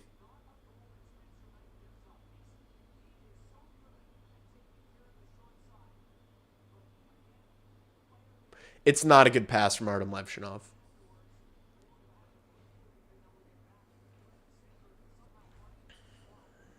Puck don't lie. Yeah, that is puck don't lie. That is so real. I'll take that. I'll take a couple extra goals. If you ask me, do you want a more goal, but then St. Louis scores right after? I would say yes. Crevier with a blast. That got tipped. Puck's still alive. Oh, now Binnington gloves it.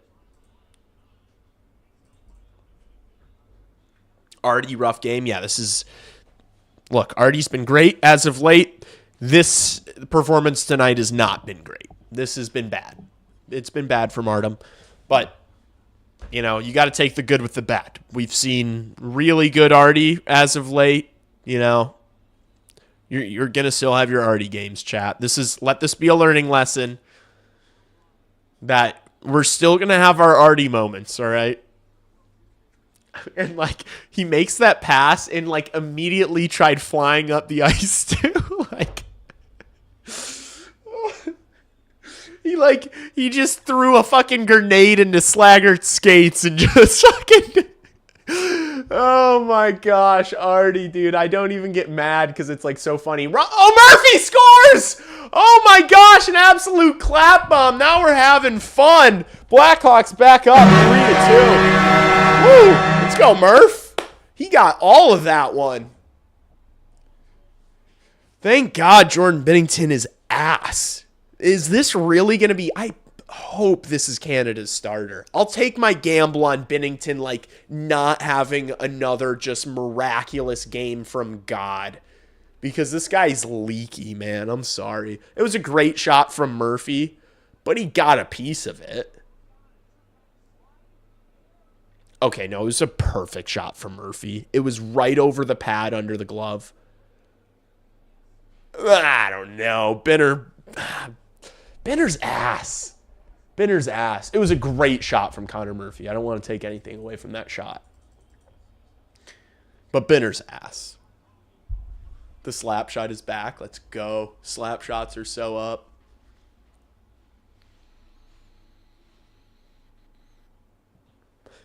Let's go, chat.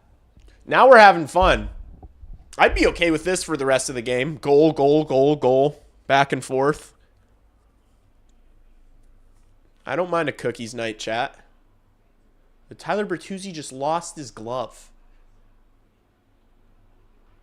How does that happen? How does that happen when you're carrying the puck? That's funny. Only Bert, man. All right, here comes St. Louis. They chip it into the Hawk zone. Good stick from Kaiser.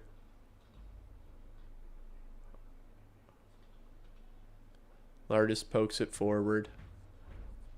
Only as far as St. Louis blue line. They try to dump it back in. I think it... Oh, it's an offsides call. Let's get a couple more and keep the puck out of our net. Murphy doesn't score often, but when he... Often... But they seem to always be tying or leading goals. Green Bay sucks chant in the UC. Dude, when I was at the Dallas game last week, they started chanting Green Bay sucked. And then within 10 seconds of the chant starting, Dallas scored. And I was like, that's what you get. That's what you fucking get for doing football talk at the hockey game.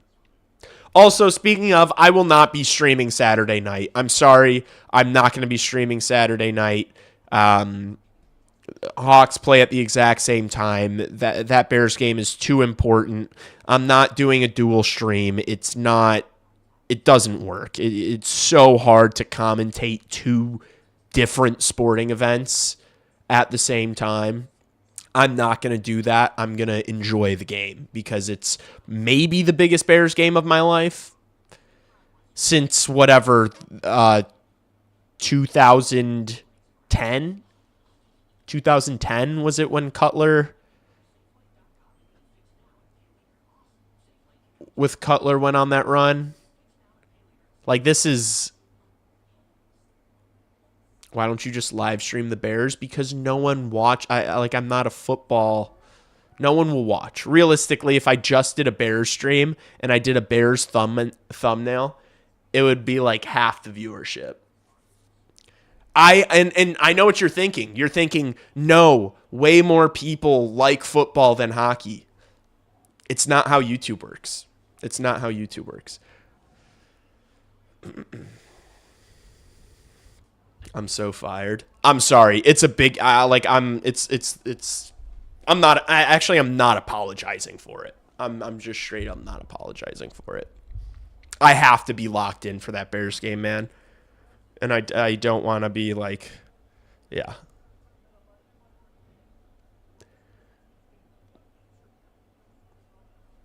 Chat, this Bears game on Saturday is... What about Double Doink? Nah, because Double Doink was against Philly. This is Bears-Packers. This is like... The Bears have had this curse with the Packers. Like, the Packers have had, like, the voodoo doll of the Chicago Bears. Like, the Bears have been under this curse from the Packers for so long. And they finally get this quarterback and they get this coach. And it's like, this is the moment on Saturday to find out if that curse has been lifted or if that curse still applies to Ben Johnson and Caleb Williams.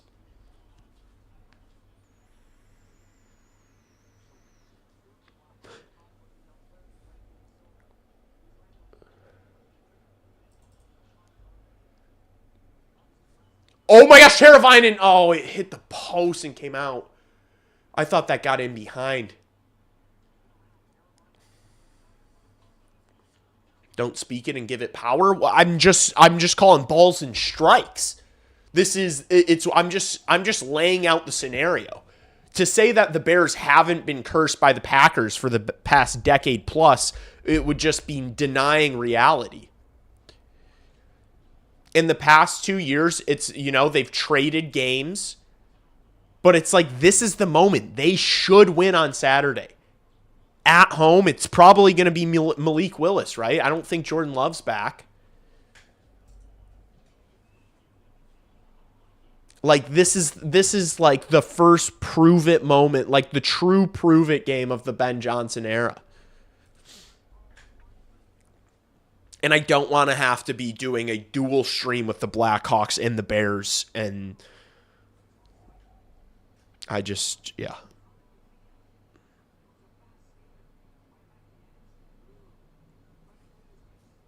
Decade plus, more like 3 decades. Jordan Love is back. Yeah, so Jordan Love, okay, even if Jordan Love's back, like, I still think they should win. I still think they're the better team.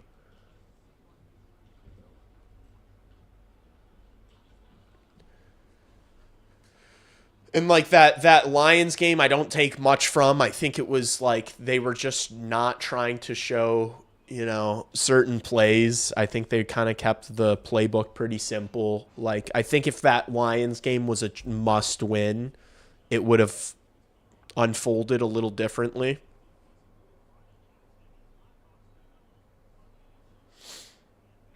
I don't care about the foosball. Yeah, see? And most people don't. Most people don't. People watch me on YouTube to do hockey stuff, not football. And I've had to explain this to like my friends. They're like, why don't you just do the Bears? There's more Bears fans than there are Blackhawks fans. And it's like, you don't understand. The YouTube algorithm shows my videos to people who are specifically watching the Chicago Blackhawks. When they then show Bears content to people who specifically watch the Blackhawks, the overlap is not as high as you would expect. It's just not. Colton Dock with it. What a snipe from Colton Dock. All these guys are picking corners. Let's go. Docker, what is the quality? What just happened to the quality of this broadcast? This looks like Roblox. Absolute snipe. Good screen by Slaggert. Good screen by Slaggert.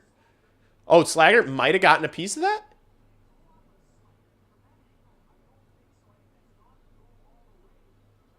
Boom. 4-2 Blackhawks. Let's go.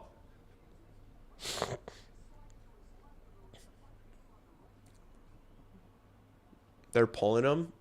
No way. That would be crazy if they pull them. I mean, these have been snipes.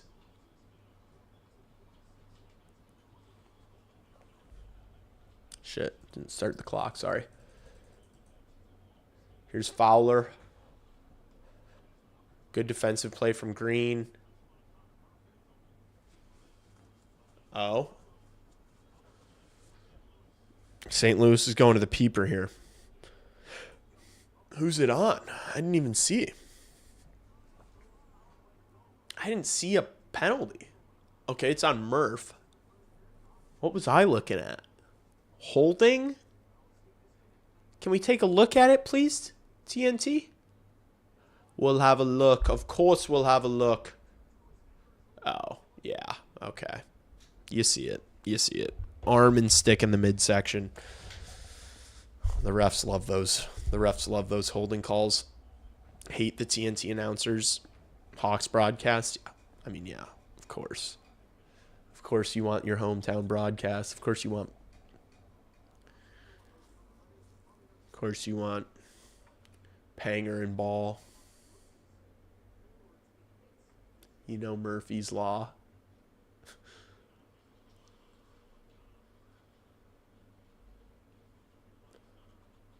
Let's see if we can get another kill increase or nice. Hawks get it out. They might have a chance here. Dickinson has the puck. He's got Ilya Mikheyev. He should just lead him. Just throw a little sauce and lead him. Ilya Mikheyev's like the fastest player on the team. You don't have to pass it to his tape. Put it in that area of ice right in front of him and let him reach, man. What are you doing trying to get it through the defender there? No finesse from Jason Dickinson. I'm sorry. I know I don't, I know nothing about this sport, but you got to lead him with that pass. You got to throw it to the area. You don't have to pass it to the man. Come on.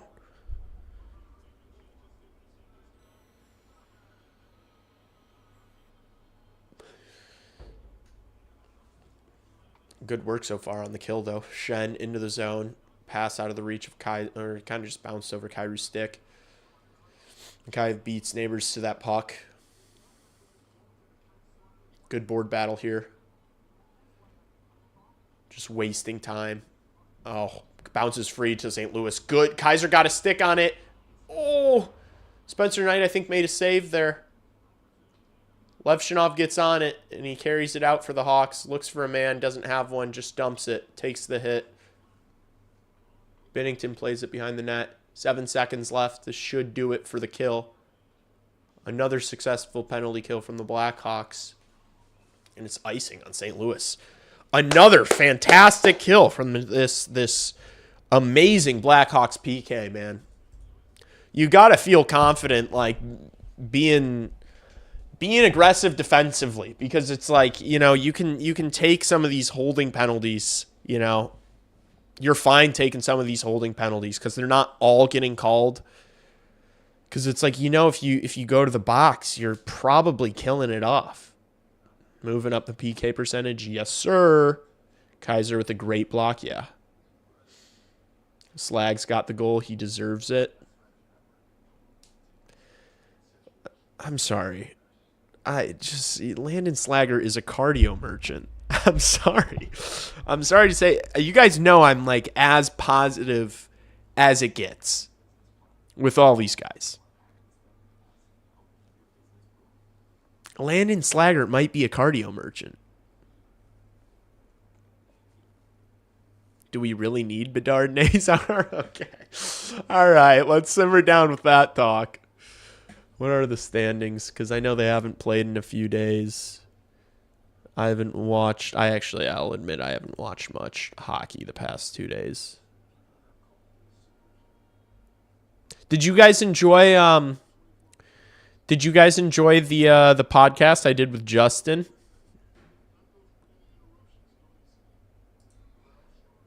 Did you guys enjoy that?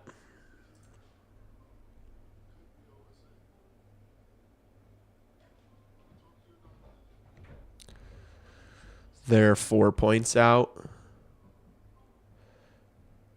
All right, at least these teams don't all have like a game or two in hand now, though.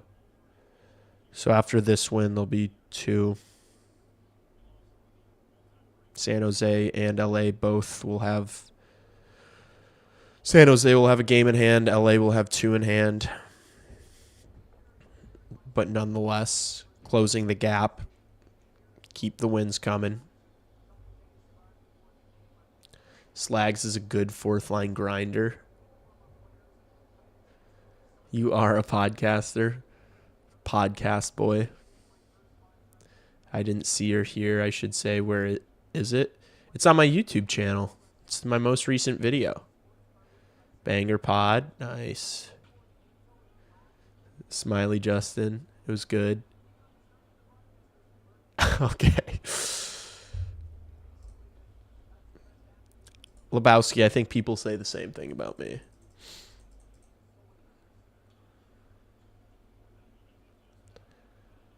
I wanted Justin's fire alarm to go off. Damn, that is a... Oh, that's that's Ronnie. That's why. I was going to say, damn, that is some deep CHR lore. Couple of good looks there for the Hawks. Dude, chat, who remembers the fire alarm? The fire alarm. Mid with Justin was good. Stop spoiling standings. What? I'm spoiling standings? Bro, I haven't seen the standings yet. Don't spoil them, bro. Is that what you're saying? Or is that supposed to mean something different? CHR lore? Yeah, that is some CHR lore. Slaggard's a guy. That's about it. He can skate. Oh, yes! Artie! Oh! He would have made me forget the entirety of the rest of his play this game if he scored that goal. I would have been like, man, Artie had another great game against St. Louis. Artie, good skating. Oh, Lardis with an absolute ripper goes just wide. Man, these kids are fun to watch. They are so fun to watch. When Justin forgot what a vacuum was. Oh my gosh, that was so good. Yeah, that was insane. Oh my gosh, that's so funny, dude. Oh my gosh, we had some funny moments. We're gonna start doing we're gonna start collabing more regularly. I think we're gonna start doing post games pretty frequently, and I think we'll do like longer form pods like that every couple of weeks. Makes no sense not to. Crevier, and they score! Boom! Jason Dickinson gets a piece of it. Hawks up 5-2. Boom! It's a rout. Hawks up 3. Keep the foot on the neck. Let's see more goals. The UC's drunk and buzzing right now. Let's go. Crevy lets it go from the point, and then Jason Dickinson gets a stick on it. Deflects it in. Nice goal. Boom. Jordan Binnington frozen like a statue. Let's go, chat. 5-2, baby. This team just keeps on. They just keep getting better, man. This team keeps getting better. And I'll remind everyone, I know these past 4 wins have been fun. I'll remind everyone that this team is still missing their 2 most important forwards. And yes, they are pumping this Blues team right now 5-2 without them. There is a lot of offense not in the lineup tonight. Bennington equals mega ass. Blues can't handle Louis. The St. Louis Blues. The St. Louis Creviers. St. Louis breaks it out. Broberg dumps.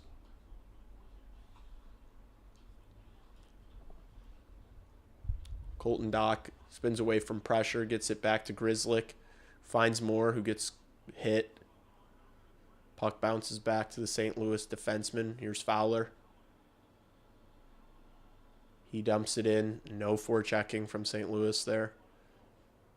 Moore loses that battle. All right, now Moore gets on it. Come on. Chips it past Fowler. St. Louis D starting to get higher up the ice here, which means they're going to pour on the pressure, but also you can catch them out. You can catch them out, chat. Krev is so good. I agree. This has been a fantastic game from Louis Crevier. He has been great in his own end. He's been very physical, and then he just does that. Shot from the point gets deflected. It's been a great game from Louis Crevier. One of his better of the year for sure. I think he's just been playing really good hockey as of late, but this has been an exceptional game from him.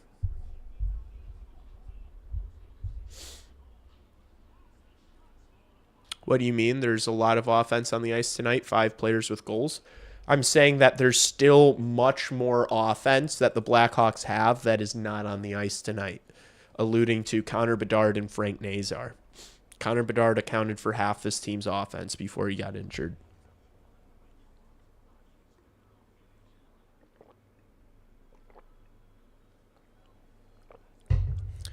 They're putting up performances like this without their best offensive player.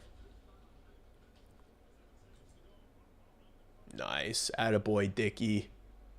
Just calmly gets it out, and that'll do it for the second period. Hawks up 5-2. Oh, man. That feels like the end of the game. St. Louis is going to throw the kitchen sink at us here in the third. Believe that. Louis Crevier, the best 5th defenseman in Blackhawks history. Elite period. Boys are kicking ass.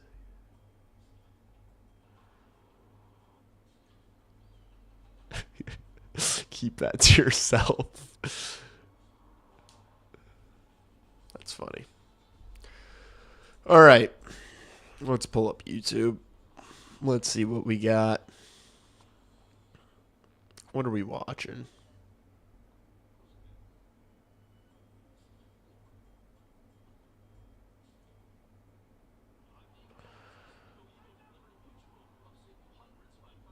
Should we watch the Bedard interview from yesterday?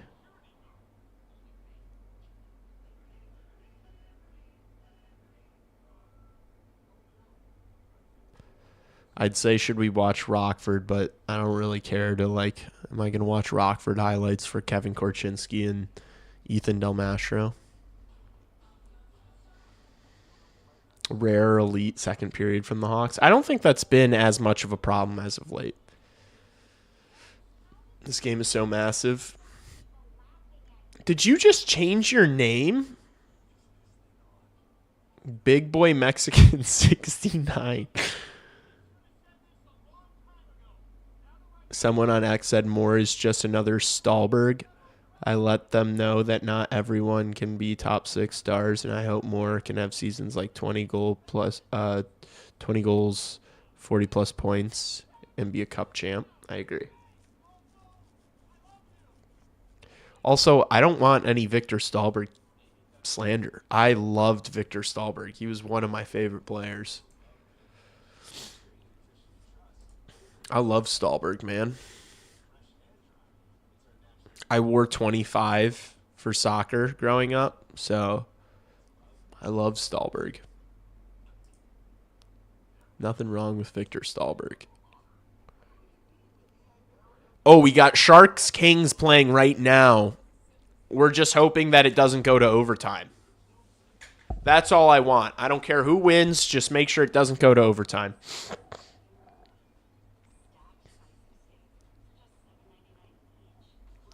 Moore is prime versus Stieg. Have you guys seen my Versteeg video?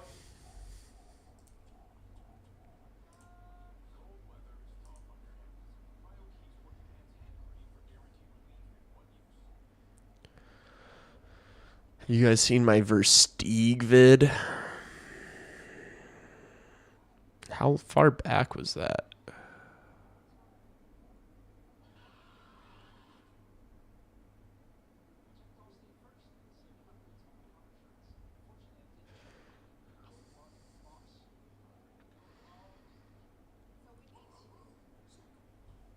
Bro ghosting me again?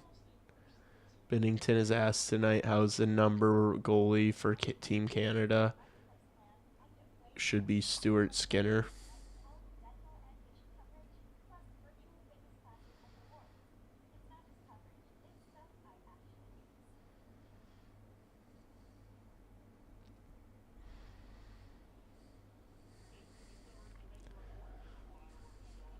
Favorite random Hawk who is not a star. I'll go first. Vinny Hinestroza.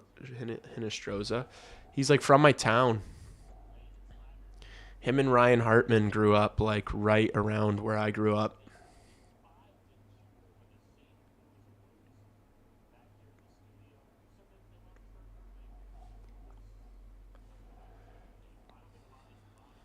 Versteeg would have been awesome if he wasn't blind. Bufflin was not a defenseman. Relied on more than Hjalmarsson. Versteeg vid was good. Hell yeah. Sup, Penguin. Mike Stapleton, son of Pat.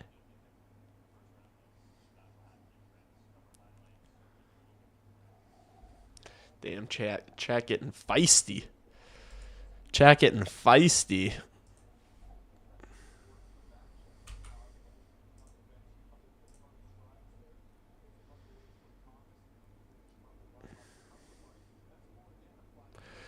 Oh wait, I didn't get to watch this. I'm gonna watch this now. I didn't realize they interviewed Bedard on TNT. I know you guys probably watched this, but I didn't, so I'm gonna play it. This is more for me than it is for you guys. Sorry. Here, actually, and let me adjust this. Oh wait, no, that's not what I want to do.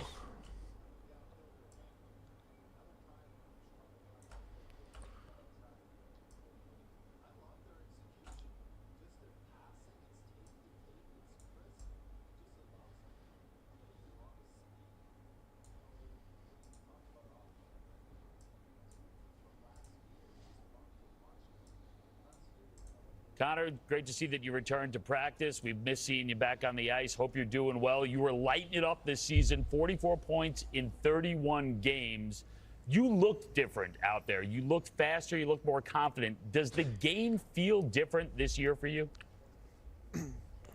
I think maybe a little. I think, it slowed down. I think, kind of that understanding of the schedule and, not, I think, taking every game like too much and just kind of having fun with it. So but our team's been playing great, and I'm fortunate to play with a lot of great players, and I think we've just been reading off each other well. Connor, Hank here, really impressed with your game. So humble, man, so humble. You're playing with some shitters, Bedard. I'm kidding. Especially your shot. I want to know, at what age did you realize you had Beds, you're playing with third liners, but but you're right. Yeah, it's the teammates, bro. a next level type of wrist shot? I don't know if I ever thought about it like that. It's something that I honestly just had a lot of fun next working level. on. Thank you. I wish I got to take a couple on you, but growing up, it was something that. Anson and I think that all the time. Exactly. yeah. It was something that I just had a lot of fun with. It wasn't really like, oh, I got to go work on this or I'm trying to get better. Just with your buddies playing horse or whatever, and something that I just always enjoyed to do, and that's kind of how I developed, I think, all my skills. Connor, Tace, I've got 2 questions for you. One is there any truth to the rumor that you only decided to talk to us because you heard Biz wasn't on the panel tonight? That's definitely helps. I mean, I'd definitely rather be talking to Wayne than Biz. So a little more talent on the pod tonight. So, or not on the pod, on Our boy with the jokes. I love it. the broadcast. So that definitely adds a little bit of excitement. He's dressed like Tony Soprano. Wait, yeah. Whoa, wait. Give me a second.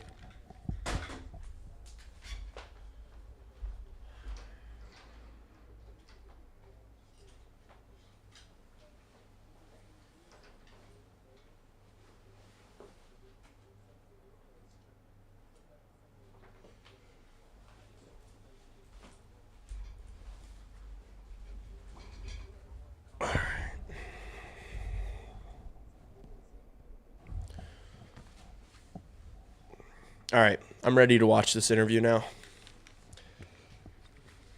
I'm ready for this interview. Sorry about that. Regular season so far, a lot of people thought you possibly, or you did get snubbed for Team Canada. Have you heard from the Team Canada executives at all to say, Connor, just stay ready just in case there's injuries?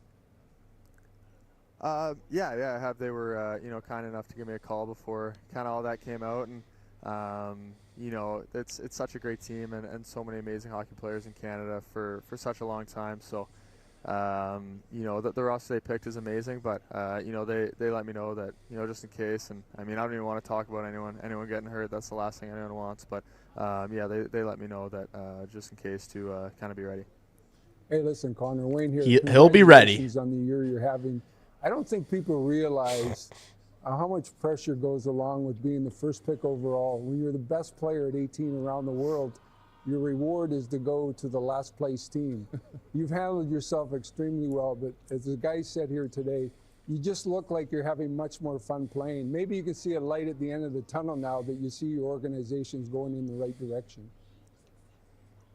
I think, I always kind of saw that a little. I think, when you get in and, you grow up, you're so used to just everything kind of coming to you. And, I had a lot of, great role models, great teammates, the last 2 years as well. And I think I just, I needed to maybe take things a little easier on myself and, understand that process of, being a young player in the league. And I think that's really helped me in my approach this year and helped our team. And, but, you see a lot this year where the guys that, you hear about in college and juniors, you watch at World Juniors, stuff like that are coming in and making impact. So, it's been fun. It's a bunch of 20-year-olds that are living the dream and traveling the country and doing what we love. So that's so we're sick. Lucky people to be doing that. Well said. Yeah, Connor, it's great catching That up. fires Great me up. seeing you, and look forward to seeing you back on the ice soon. Awesome interview.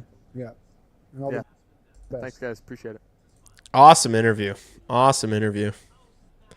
Beds is the man. Gretzky, greatest undrafted. Dude, and I got the jacket. I could put on the white t-shirt, but I wasn't going to, take my shirt off to commit to the bit.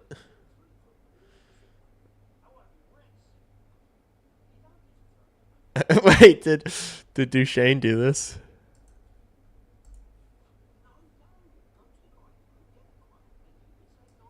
Matt, thanks so much for joining us. I got Anson Carter here up first. Dutchie, quick question for you. Look at the Central Division. It's so tough. Minnesota Wild made that big acquisition.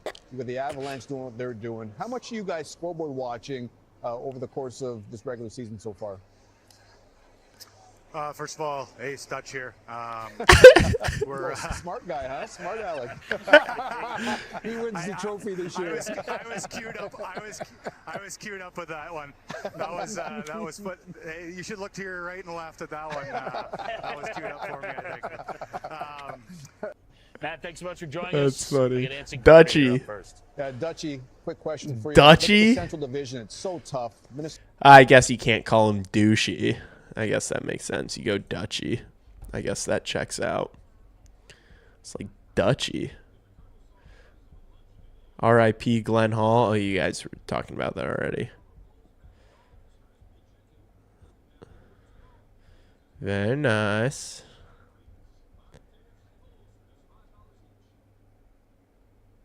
All right, we'll pull up some of these. We'll watch some of these.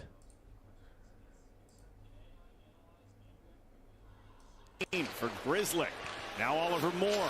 Back across and they score! Nick Lourdes on the power play.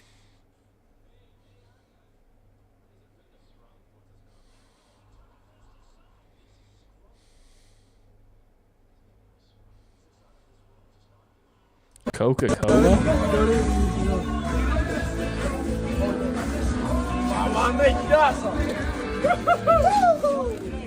Good kids, good kids.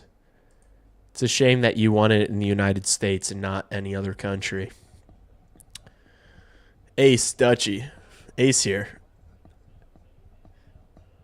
Ace, Grosser here. I need the white shirt. I mean, I could put a white shirt on to go full Bedard. I just think that's a little, I think that's a little much. It was funny when I like did the hat and the jacket. If I like went full commit to the bit with the shirt, I think that would be a little, you know, like get a grip, you know. F Shen. I don't know if it's F Shen. It's F Shen because of the way he started this game.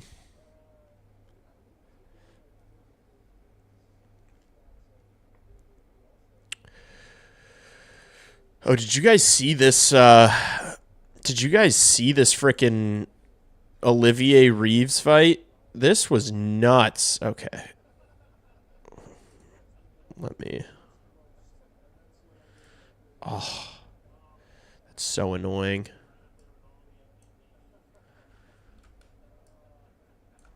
Don't worry, I'm adjusting it. Fuck off. Gosh, streaming so hard. Computers are so hard. Ace, Dutchy here. Ace, Grosser here. Sorry, guys. Sorry. This was a scrap of scraps. No visor for Reeves, one of the few that don't wear it, and this is two of the toughest in the league. And now trading shots, much like they did last year in Toronto. Olivier connecting on the right. Reeves lands some good shots, and then boom, right there. That last one on the temple just gets buckled. Gets up like very shaky legs, spaghetti legs. Definitely concussed. Somehow returns to the game. I get that like he passed some concussion protocol stuff. There's no way he wasn't concussed from that. Olivier, center stage with Ryan Reeves. No visor for Reeves, one of the few Insane that don't wear it, and tilt. this is Insane tilt. two of the toughest in the league. Olivier's the best fighter in the league. Maybe Delorier. I know there's that big MFer. Calgary and Winnipeg both have some big boys, but Olivier is Olivier. Oh my gosh, look at that freeze frame right there. Oh my gosh, look at that. Look at that, just clenched power right there. Ready to just harm another human being. Toronto, Olivier connecting on the right. The right's back and forth with these two. Blow for blow. Jeepers.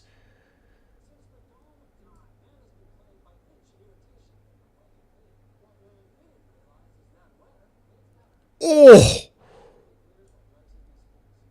Oh my gosh. It was so quick. Oh, jeepers. Rempe for the Rangers? Oh my gosh, no. No. Rempe is not in the same category as Delorier or Olivier. I think he's gotten his shit rocked by Delorier. Has he fought Olivier?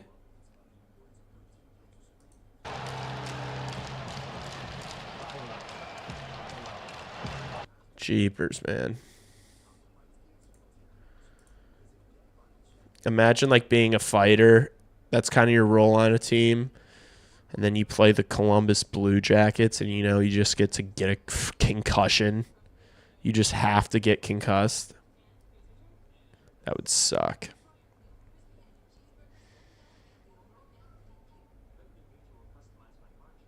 That would suck. Fights nowadays with helmets are kind of stupid. Bro, you just watched a guy get knocked out. You just watched two 6'1", 6'2", 225-pound plus athletes knock each other. You just watched a guy get knocked out, and your reaction is that was stupid because they had helmets. He almost got decapitated. And your takeaway from that is that they shouldn't have helmets. I think my takeaway from that is that they should have a helmet around their whole body. I think they should have 2 helmets. All right, we're almost underway here. We are underway here. That's not the tab I wanted to be at.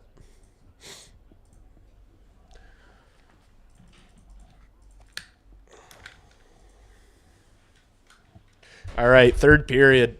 St. Louis is going to give us everything they got. Give me everything you got.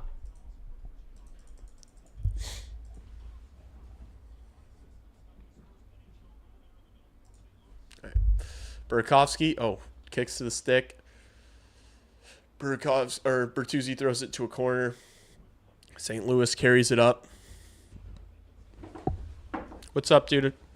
Streaming. Yeah. No. Everything okay? Dickinson, gets the puck poked away from him. Is there something I should know? I'm just gonna wash myself with jeans in the bathtub, so. That's the most you shit I've ever heard. No, I'm not. I already showered. I'm good. Go Blackhawks. Go Blackhawks. Thank you, buddy. Oh my gosh. What a clown. What a goofball. My roommate just came into the room and asked me if I'm going to shower anytime soon. Like, bro, what? That's so funny. That's funny. Icing St. Louis? I got to get this clock right. I've been struggling.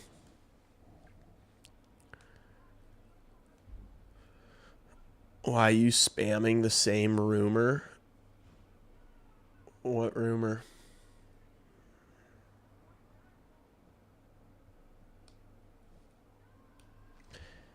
Thanks, Grav.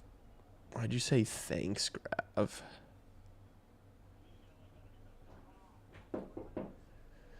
Yeah, wait, why do people keep talking about Lafferty getting slapped? Why is that a thing? What's up? Oh, now it's you. You got another package. Another package? It's an unboxing. Is that the other jersey? Yeah. Let's go. Just in time. Just in time. Unboxing live on stream. Oliver Moore. Oh, cuts back. Finds Saravainen. Oh, pass almost got through to Lardis. That would have been another goal for Nick Lardis. It's an orange Roma Dunce jersey for my brother's fiance. It's not really. It's a little anticlimactic, but just in time. Just in time. Dox myself. Thank you. I brought up you and Evan had 100 packages. I felt like Santa Claus walking up. I came into the apartment saying ho ho ho and no one was home, so I just did a joke for no reason. Yeah, man, I got you. Only one person is talking about that. No. So, like, people have brought that up in past streams. Like, people have said that in past streams. Maybe it's the same person. I don't know. There's, a lot of people come in and out of these streams, but that's been mentioned in this chat before. And I'm like, what the fuck is that? Is Grav perpetuating that rumor? What a dumb thing to do. He came to tell me he flushed my goldfish down the toilet. No, he wanted to wash his jeans in the bathtub. That's what he wanted. And so he wanted to soak his jeans in the bathtub.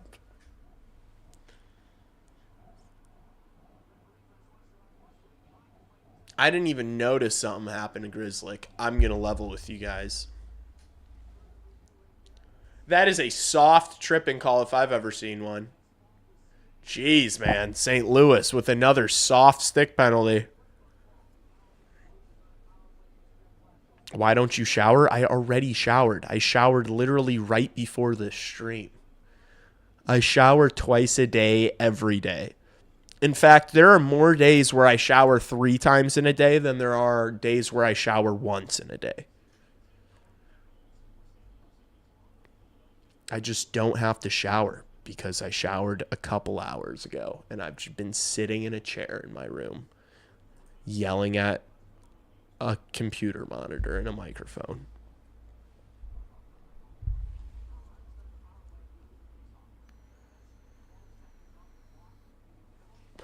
I'm Grav. I'm sorry. I was thinking of the hockey YouTuber Gravita, not Gravely Diggs. I'm sorry.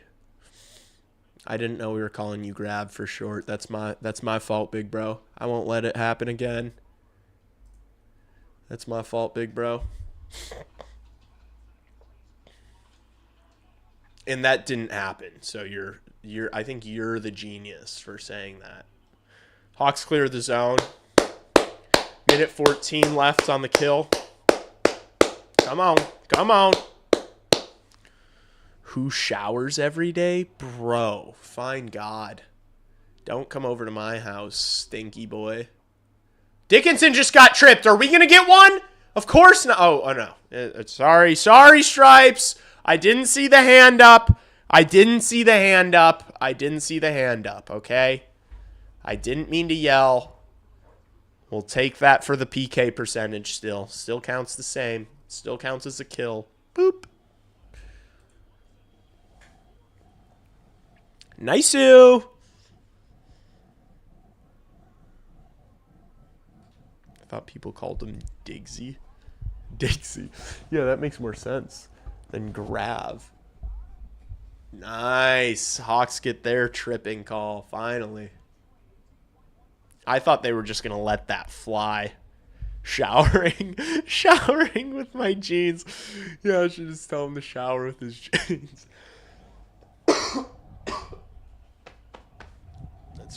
That's funny, John. You get me with good LOLs a lot. St. Louis wins the draw. Here's Falk. Over to Fowler. Fowler carries over to Thomas. And it's an offside whistle. The St. Louis Blues suck, by the way. Like, when I say the Chicago Blackhawks are not finishing or not getting a top 3 pick, it's not because I think the Chicago Blackhawks are the best team in the league. I think it's because some of these teams in the West are ass. And we're looking at one of them. Who are you rooting for? I'm an Edmonton Oilers fan. This is an Edmonton Oilers channel.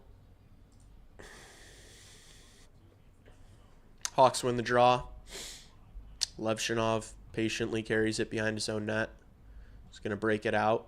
Nice pass. Finds Burakovsky. Leaves it for Bertuzzi. Makes a really nice move. Tyler Bertuzzi. What a move! Oh, Levshunov came in flying. Had some open space there. Gets on the puck. Brings it to the net. Binnington makes the save. Passes it back to Kaiser, who keeps it in the zone well. Bertuzzi deflects one. Really good work from this group of four here. Now the Hawks are on the power play, and they have it in the zone. Here's Artie. Leaves it for Burakovsky. Cuts back to Artie. Artie shoots. And it's going to be a delay of game call. It's going to be delay of game on St. Louis, I think, here. I think the Hawks are going to have a minute and 5 seconds of 5-on-3 time. Go Oilers. I'm just kidding, bro. I'm not an Oilers fan. That was the nastiest Burt dangle. Yeah, Tyler Bertuzzi this is the best hockey he's ever played in his life. Tyler Bertuzzi's completely elevated his game. I've never seen that from Tyler Bertuzzi. He is playing with a special level of confidence. Jordan Binnington, you're so ass, dude. Jordan Binnington's bad, dude. Jordan Binnington is not good. I can't wait for Canada to just, lose in, the semifinals. Canada's going to lose in, the quarterfinals because they're just not going to have... They're going to be playing Jordan Binnington. They're going to go down, They're going to go down, 3-0 to, Finland or Sweden. And then they're going to pull their goalie, and it's going to be too late. And Jordan Binnington's going to cost them a gold medal, and I can't wait for it.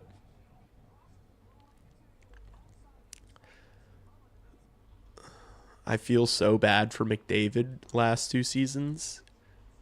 I don't. I mean, I don't know if I feel bad for him.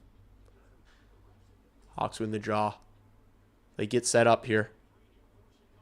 Here's Burakovsky. Shoots one.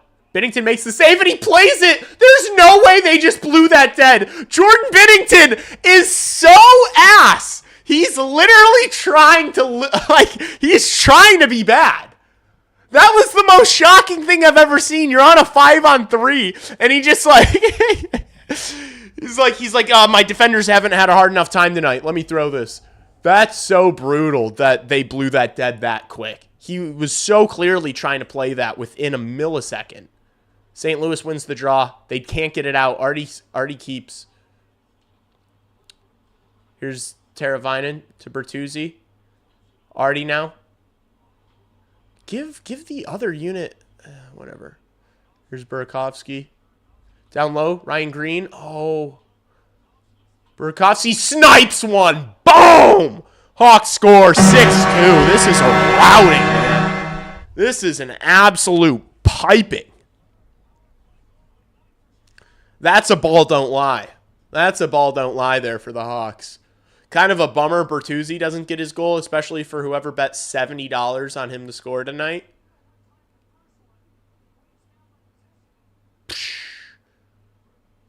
What a snipe. Jeepers. Post it in. Are you just going to leave Binnington in? The plays he's made over the past minute and a half, he's begging to get pulled. He's literally he might as well take off his mask and shout to Jim Montgomery on the bench, take me out. Because he's not trying to... What are they looking at? Oh, are they looking at to see if the first power play was done yet?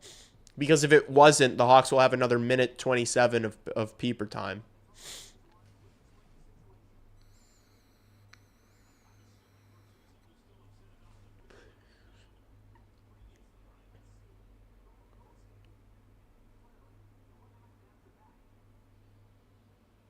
What are we looking at here, chat? All right, yeah, Hawks still on the power play, right? It should be. Yeah. All right, the kid unit, let's see it. Oh, Lardis has a bad pass out of the reach of Moore. Or no, that wasn't Moore. Who was that that just dove? Damn. All right. Still a minute. Grzelcyk to Moore in the St. Louis zone. Finds Green, who rips one. Oh, Binnington makes the save. He wanted to throw that one back. He wanted to toss that one back into play, too.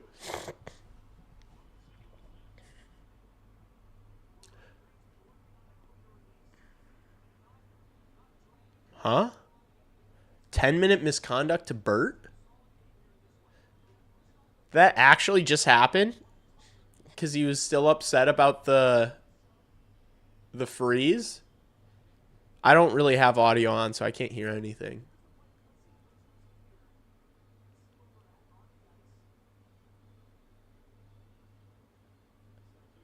All right. All right, maybe, look, I think it was kind of ridiculous too, but you still end up scoring. I don't know if you still need to be mouthing off to the ref. And I'm all for mouthing off to the ref. I used to do it all the time playing sports. You scored. You're up 6-2. Do you need to be giving the referee well wishes after you score literally seconds later on the power play? I mean, that's just crazy work. But okay, that happened. And the second unit didn't get set up. St. Louis is on a 2-on-1 actually, and Spencer Knight makes the save. All right, that wasn't great.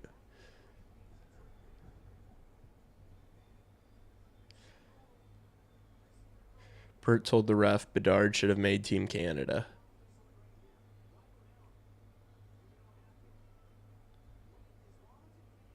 Yeah. Before you blew your knee out? Yeah, right before. Right before. Glenn Hall, R.I.P.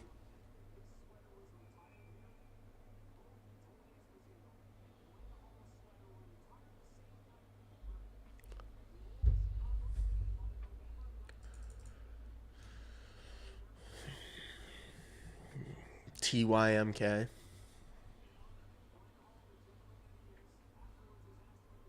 St. Louis wins the draw. Oof, shoot it wide.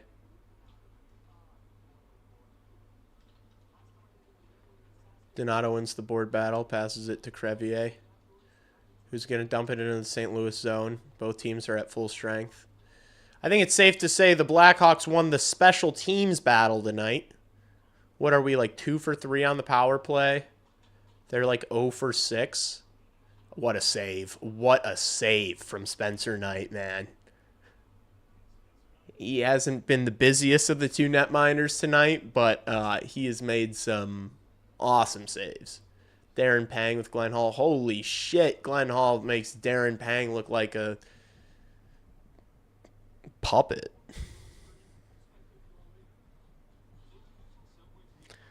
Glenn Hall just ripping the beers.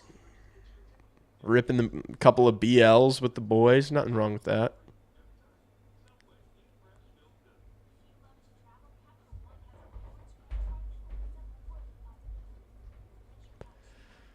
Nothing wrong with that.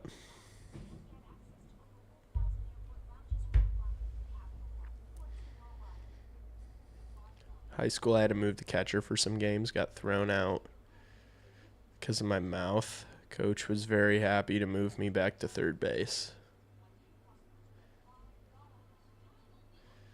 I just thought of a joke that I'm going to keep to myself. Let's score 10 goals. Still a lot of time. There is a lot of time. Jeez, it's 11 o'clock, man. This game's going to go till midnight. Glenn Hall's face looks unblemished. I don't know if that's what came to mind, but he looks like he's had a couple pops. What a beast, Glenn Hall. Donato, Mikheyev, and Bertuzzi, the only ones without points tonight. Holy shit, is that true? Everybody getting theirs tonight. It really was, it was cookies night. The Blues stink. The Blues stink.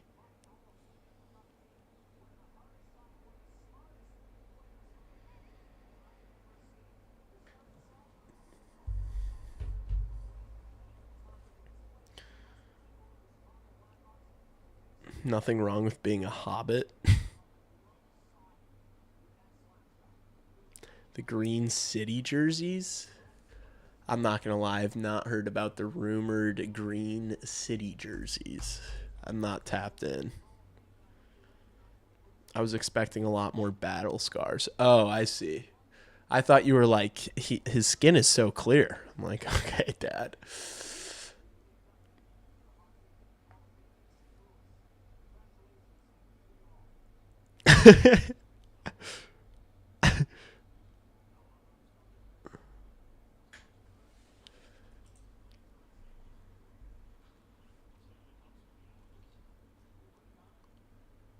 Hawks try to dump it. Blues throw it up the ice. Here's Wyatt Kaiser into the St. Louis zone. Binnington tries to play it behind his own net. Colton Dock gets it to Foligno.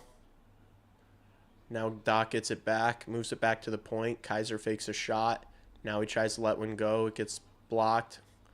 Foligno battling with Fowler in the corner. St. Louis comes up with it. Geez, St. Louis is so bad. What's his skincare routine? Blues get karma for slowing down Bedard's season.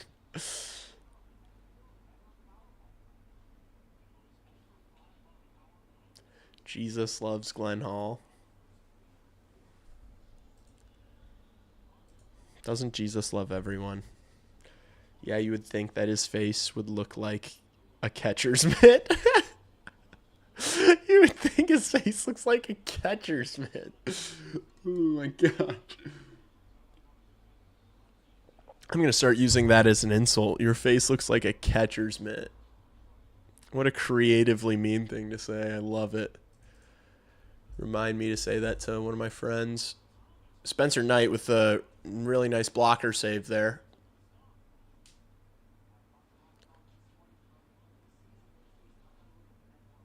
Nice win from Donato there along the wall to just take that puck off Thomas and get it out.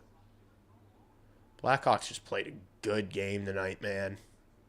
Started a little shaky with that goal in the first 30 seconds, and I believe there was somebody in the chat saying, I told you so 30 seconds into this game, and I said, gentlemen, we have a lot of game left.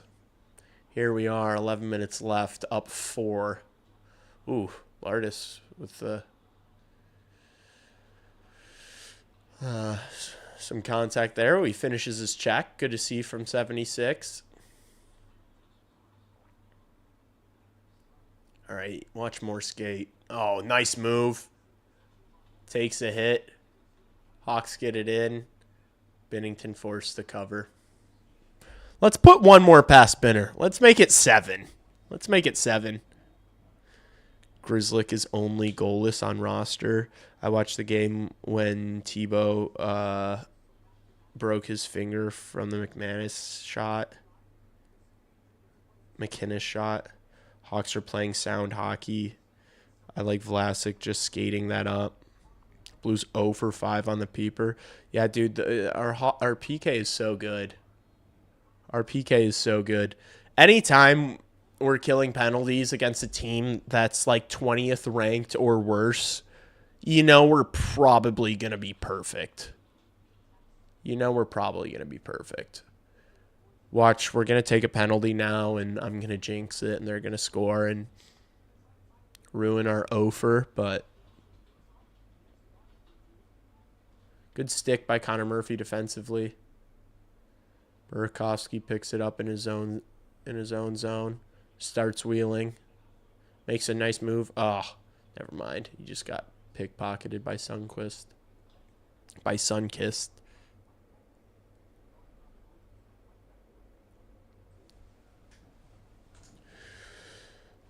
Parayko. Team Canada. It's crazy that Team Canada's taking players from this team to the tournament. Connor Bedard's not going to this tournament, but 2 players on the Blues are going.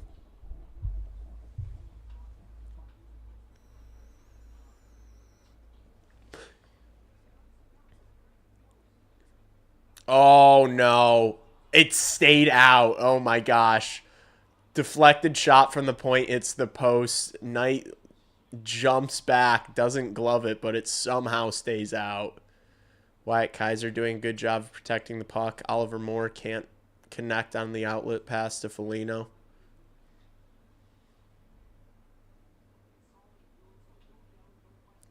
Thank you, Mr. Knight.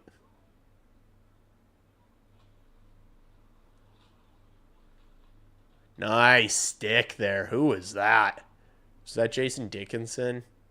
Really nice defensive play from Dickey. Oh, Donato. Oh, almost found Mikhaev with that backhand pass. That would have been nice. Blackhawks just looking a level above this St. Louis team. This is just a mismatch. Thank you, Mr. Knight.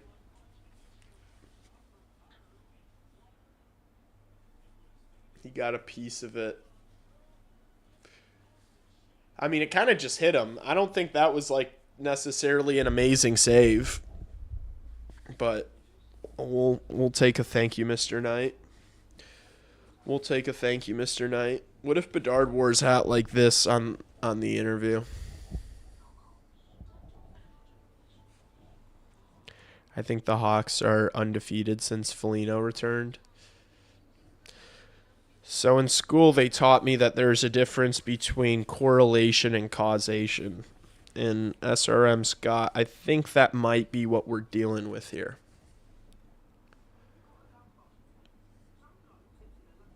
You know? I'm not saying that this win streak is not all because of Nick Foligno, but I don't know if I'd go as far to say that it's all because of Nick Foligno. I'm going to be honest with you. Just because there was quite a large sample size of games with Nick Foligno before the injury, and, you know, they weren't, it's not like they were undefeated then.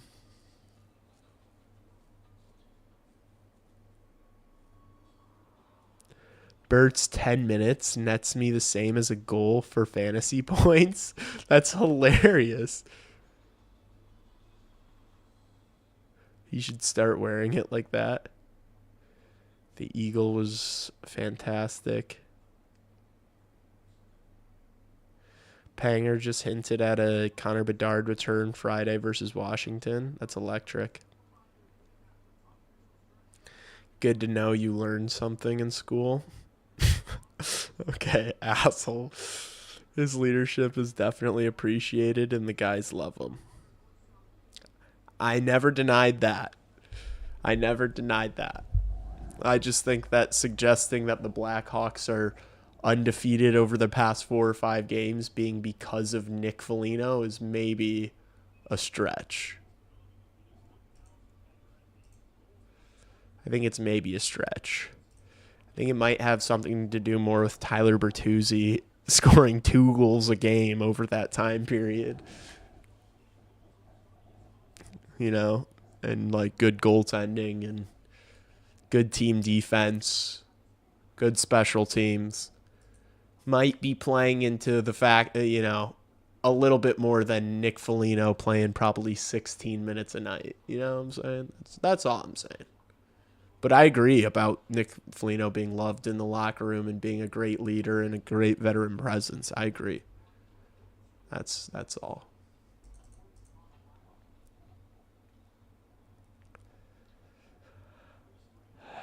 Do the Hawks keep Foligno next year? Dude, the thing is like Nick Foligno already looks like he's towing a motorhome behind him when he's out there skating. What is he going to look like next year? You know? I think that if next year you still have a roster spot for Nick Foligno throughout the year, something's going wrong. If I'm being honest with you guys. But maybe they keep him around and he's kind of like the Sam Lafferty type extra that's like scratched most nights and you keep him around the group.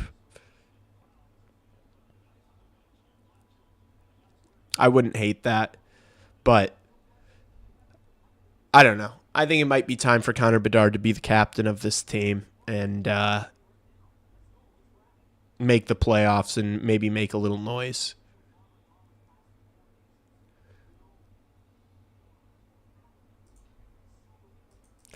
Yeah, like let's not talk about look, all those intangibles with Nick Foligno. I agree. Let's not act like he's been a great player this year. Like, oh my gosh, they score again, dude. There's Louis Crevier crash in the net. This is getting ugly, folks. We've got a touchdown. We've got a touchdown. Look, hopefully this is a good omen for Saturday because the Chicago Blackhawks have just scored a touchdown and an extra point. Nice. Slaggert with an assist. Good job, Slags. Kicks it. Yeah. Yeah. What a dominant game, man.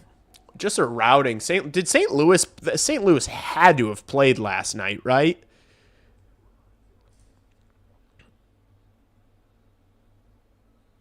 St. Louis didn't play last night. They just showed up fresh and looked like this. And people tell me I'm crazy for saying that the Blackhawks don't have any chance of getting a top 3 pick. And this exists in the league right now. This team did not play yesterday.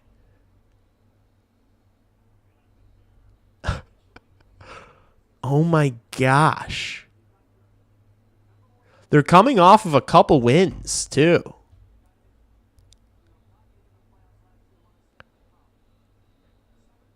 I guess they haven't played since Saturday. I guess that's the excuse.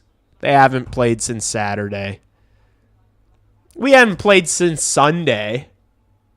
This is like these teams don't even look like they belong on the same ice together. This isn't just like a dominant win. This was like not close. At least Jim Montgomery's wearing a cool suit. If you're a St. Louis Blues fan, at least Monty's wearing a cool suit. You know? You got to take your wins where you can find them.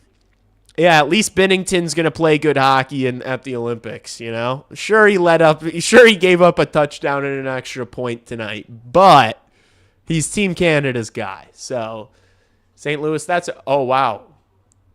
That was a pretty cool goal. That's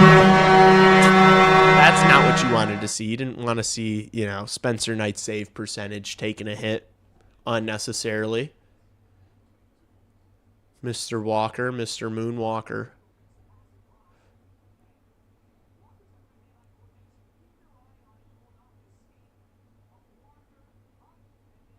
High stick, maybe.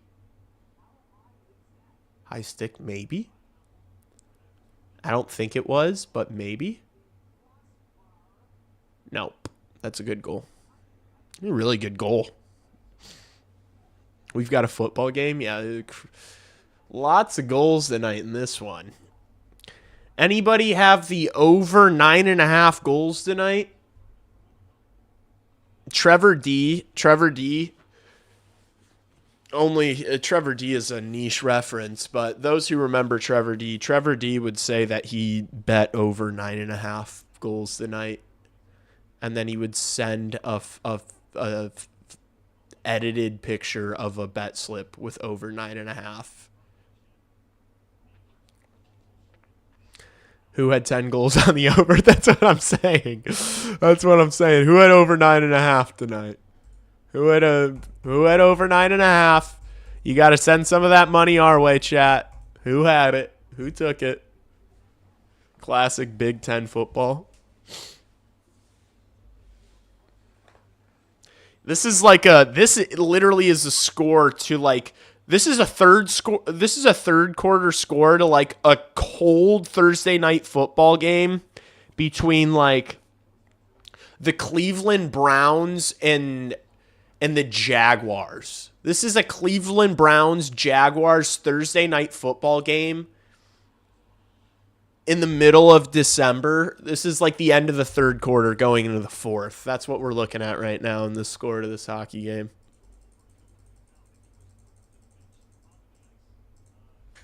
Why do the Cleveland Browns always play on Thursday night?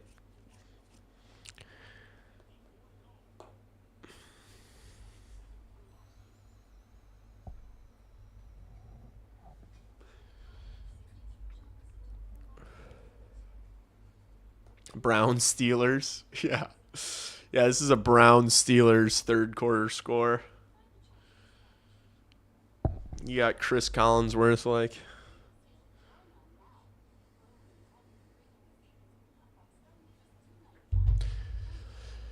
Y'all cool if I just go to bed right now and just leave the stream on?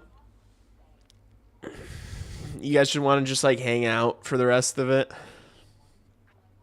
If any of you watching are new and have not subscribed to this channel, do me a favor. Subscribe to this channel.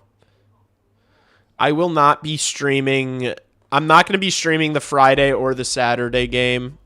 I will be putting out a video over the next couple days, though. But no streams Friday, Saturday. I will be back next week, though, with streams. When do they play next after that? They play the Oilers on Monday. I will be streaming the Oilers game on Monday, the 12th. It's back at home at the UC. Connor McDavid's coming to town. Connor Bedard will likely be back by then. Connor Bedard, known Oiler killer. Lee Grossman, known Oiler streamer, be here for that stream. The 6-3 Bears Seahawks last year. That was maybe the worst football game I've ever watched in my life. Cleveland's glamorous and irresistible draw. Yeah, me and my family used to vacation in Cleveland every winter. Said no one ever. Benner's playing like a plumber. Yeah, he's ass. He's not good anymore. Go to bed, Nancy. Bedard. What the fuck, Scott? Dude, this SRM Scott guy just hates me. Bedard will come back Friday. You shouldn't miss that, Lee. Yeah, I have something that I have to do, unfortunately. Friday nights and Tuesday nights are going to be pretty difficult for me going forward. Tuesday nights, I'll probably be able to stream most games Tuesday nights, but I'll probably be late Tuesday night to Tuesday night games. Friday nights, I'm probably going to be missing a lot of just like a schedule change, unfortunately. So it's all right. You guys will be good. I'll be good. The channel will be fine. I'll live. Hawks killing them in shots and faceoffs. Yeah, I mean, they're killing them everywhere. This was a complete just decimation tonight. Painful game. Yeah, that Bears Seahawks game was rough. Bedard 1-4 against Oilers. How many points does he have? How many goals does he have? I feel like he's scored pretty well. Scored a decent amount against them. Like even in his rookie year, I think he had a really nice goal on the road his rookie year. Against the Ol.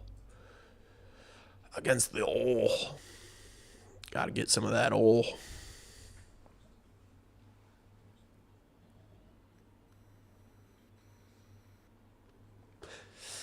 Best game I've seen the Hawks play all season. I don't even know if it was their best game. They took a ton of penalties. They were pretty undisciplined. They gave up 3 goals. I think it was just the worst performance from the opposition that we've seen all year. I think they've played better hockey.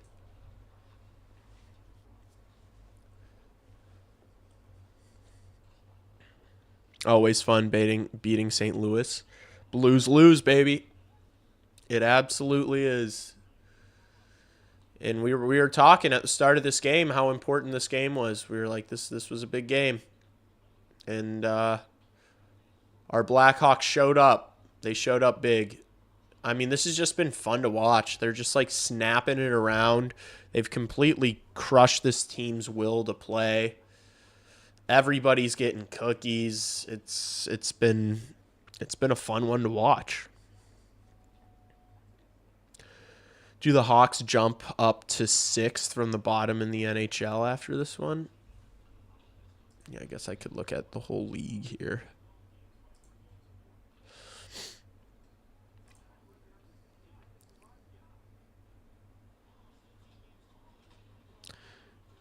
Yeah, they jump over Nashville and St. Louis. Yeah, so they're 6th from the bottom. I said it was... Look, man, I hate to be an I told you so guy. You know, I really do. I get no pleasure from saying I told you so.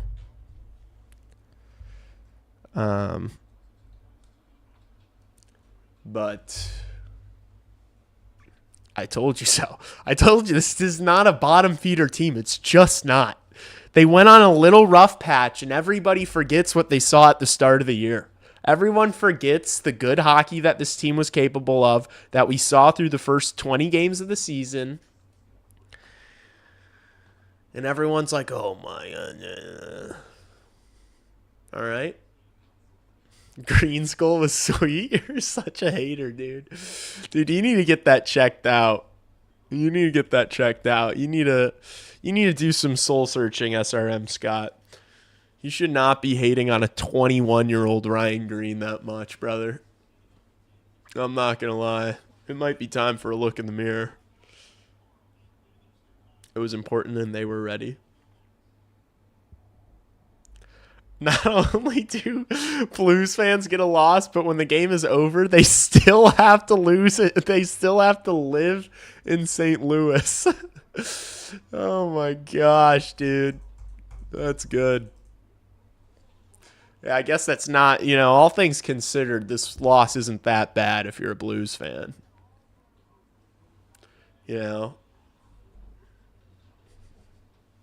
Gosh, I would hate to live in St. Louis.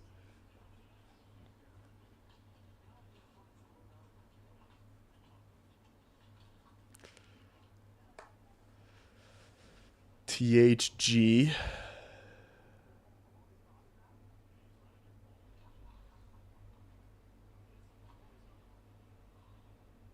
Who's THG?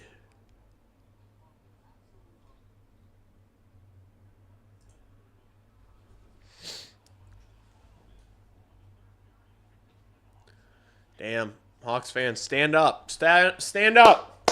Clap these boys home. What a performance. Great win. I mean, St. Louis, I don't know if I'd say St. Louis brought their A game tonight, but the Chicago Blackhawks definitely did. The Chicago Blackhawks definitely brought their A game tonight. Nationally broadcasted game. Yeah, sure, it started at 2 in the morning.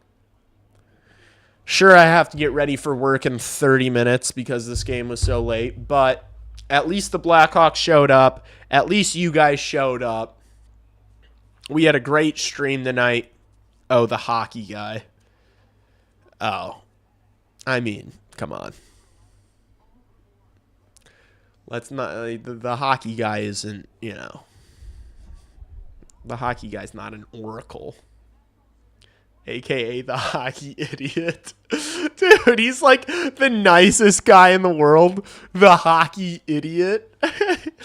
Damn, you guys are all tapped in with the hockey guy. Is he hate? Like, I haven't watched a video. Like, I think I probably watched a couple videos of his this summer. I don't think I've watched a video this season. Is he constantly hating on the Hawks? Guys, don't listen to what anybody says about this team other than me. I'm just kidding. Chat, only listen to me about this team. I'm the only one that'll be right about this group, all right? And my most recent vision told me that this team's making the playoffs this year. That is what I'm going with now. I've accepted it, You can be a doubter as long as you want, but this Chicago Blackhawks team, this 25-26 Blackhawks team, as unfinished of a roster as it is, as many issues as they have, this team, I don't see how this team doesn't make the playoffs. I'm really serious. And that isn't so much about how good the Blackhawks are. It's more about how bad the West is. People just hear Blackhawks and they hear playoffs and they just think no. But when you take a look at the Western Conference, it is ass. It is not good. The Western Conference is not good. There are 5 teams at the top that are all Stanley Cup contenders and absolute wagons. Everyone else in the West sucks. Everyone else sucks.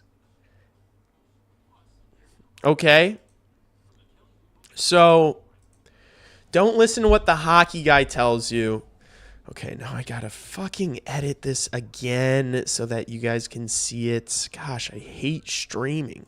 Just kidding. It's literally my favorite thing in the world.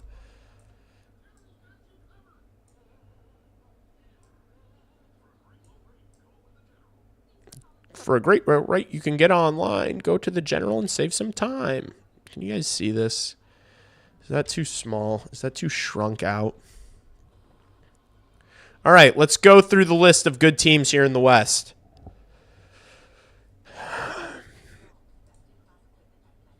Best team in the league. Probably the second best team in the league. Probably a top 5 team in the league. Really good team. Underperformed massively up until this point.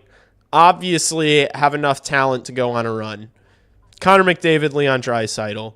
Not that good. Not that good. Not that good. All right. But not that good. Not that good. But bad, bad, bad, bad. Terrible bad. Right? Bad, bad, bad, bad. You got a couple of teams. You got a couple of teams. I'm sorry. The way this hockey team has played, the way this group has developed, the way these young players have developed, I'm not saying that this is like a playoff team that's going to like go on a run and maybe upset Dallas. I'm not saying that. I'm just saying that the progression this team has made once they get Connor Bedard back, this team's making the playoffs. This team's making the offs. And again, I'll reiterate, it's really not about that, like, the Blackhawks are an amazing team. They're a pretty good hockey team. They are. They're already a decent hockey team. They're not great. They're decent. When they get Connor Bedard in the lineup, they're going to be better than these guys. Like, okay, so the Columbus Blue Jackets are last in the East. Yeah, they're last in the East. If they played in the Western Conference, they'd be a game out of the playoffs. You know? It's just the West sucks. These teams are all ass. Don't let anybody, like, stop getting super excited about Gavin McKenna and Ivor Stenberg. That's all I'm asking of you guys, because there's no way that one of these teams aren't getting those guys. Like, these teams are going to have a really good chance of getting those guys.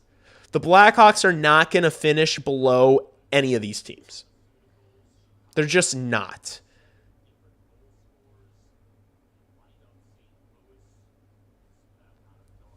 All right. Can't wait for the Hawks to play the Sharks. Yeah, I think me and Justin are going to do a like a slumber party stream in honor of the Will Smith and Macklin Celebrini bobbleheads. I think Anaheim could go deep. I don't know. I don't think so, Dad. They've got talent, but they've been I mean, dude, they've fallen off. They have fallen off. And look, they've got some depth. But, like, they're not.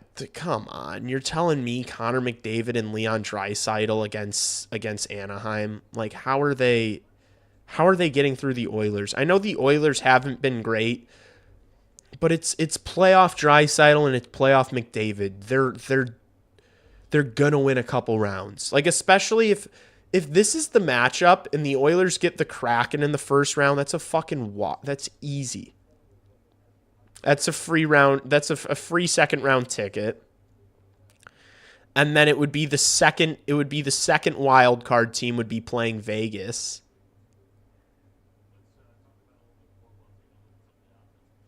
Yeah, dude.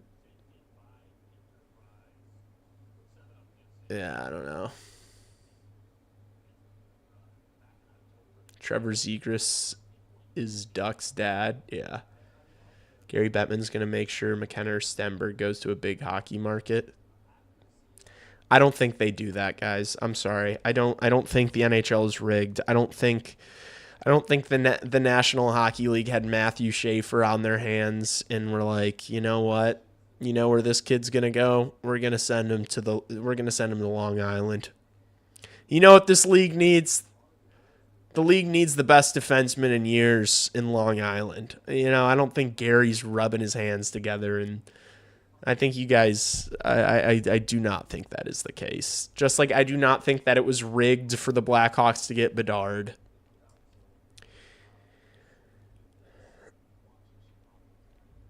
I just don't.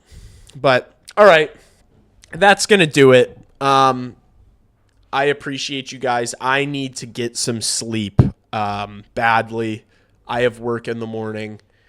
No post game tonight. There will be another video this week. Hopefully we get Bedsy back this weekend, whether it be Friday or Saturday. Hopefully we get 98 back out on the ice. This team's making the playoffs. This team's making the playoffs. I'll leave you with that. The Blues are ass. Jordan Binnington sucks. The Blackhawks are on an absolute tear right now. What is their record over the past 6 games?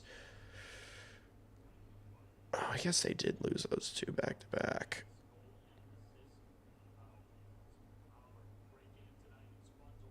Damn, that's nice. That's nice. 5-2 in their last 7. Playoff team, chat. You heard it here. I said it first. Before everybody hops on the bandwagon on X, because you know all these fucking weird Blackhawks haters are going to start getting excited about the playoffs again. I put the bet in. Before this game. Oh my gosh, chat. The day of this game, I went to this game with the Guy family. The day of that game, before the game, I put $20 on the Chicago Blackhawks to make the playoffs. I swear to God. And I said it. I said it on a video that day. There's literal proof of it. It's on the internet. It was plus, I think I said it was plus 33,000. That was a misreading. It was plus 3,300 that I got them at. That would have been a very different payout. It's $20 to win $680. All right. All right. I call me Mystic Mac because I predict these things. I mean, that's pretty unbelievable. I placed that bet. They rattle off 4 straight. Thank you, Chicago Blackhawks. Let's make some money. Let's make the playoffs this year. I'm done hearing about the tank. I'm done hearing about Gavin McKenna. I'm done hearing about Ivar Stenberg. It's not going to happen. This is not a team that's finishing in the bottom 3. This is not a lottery team. I've said that, and I'll say it again.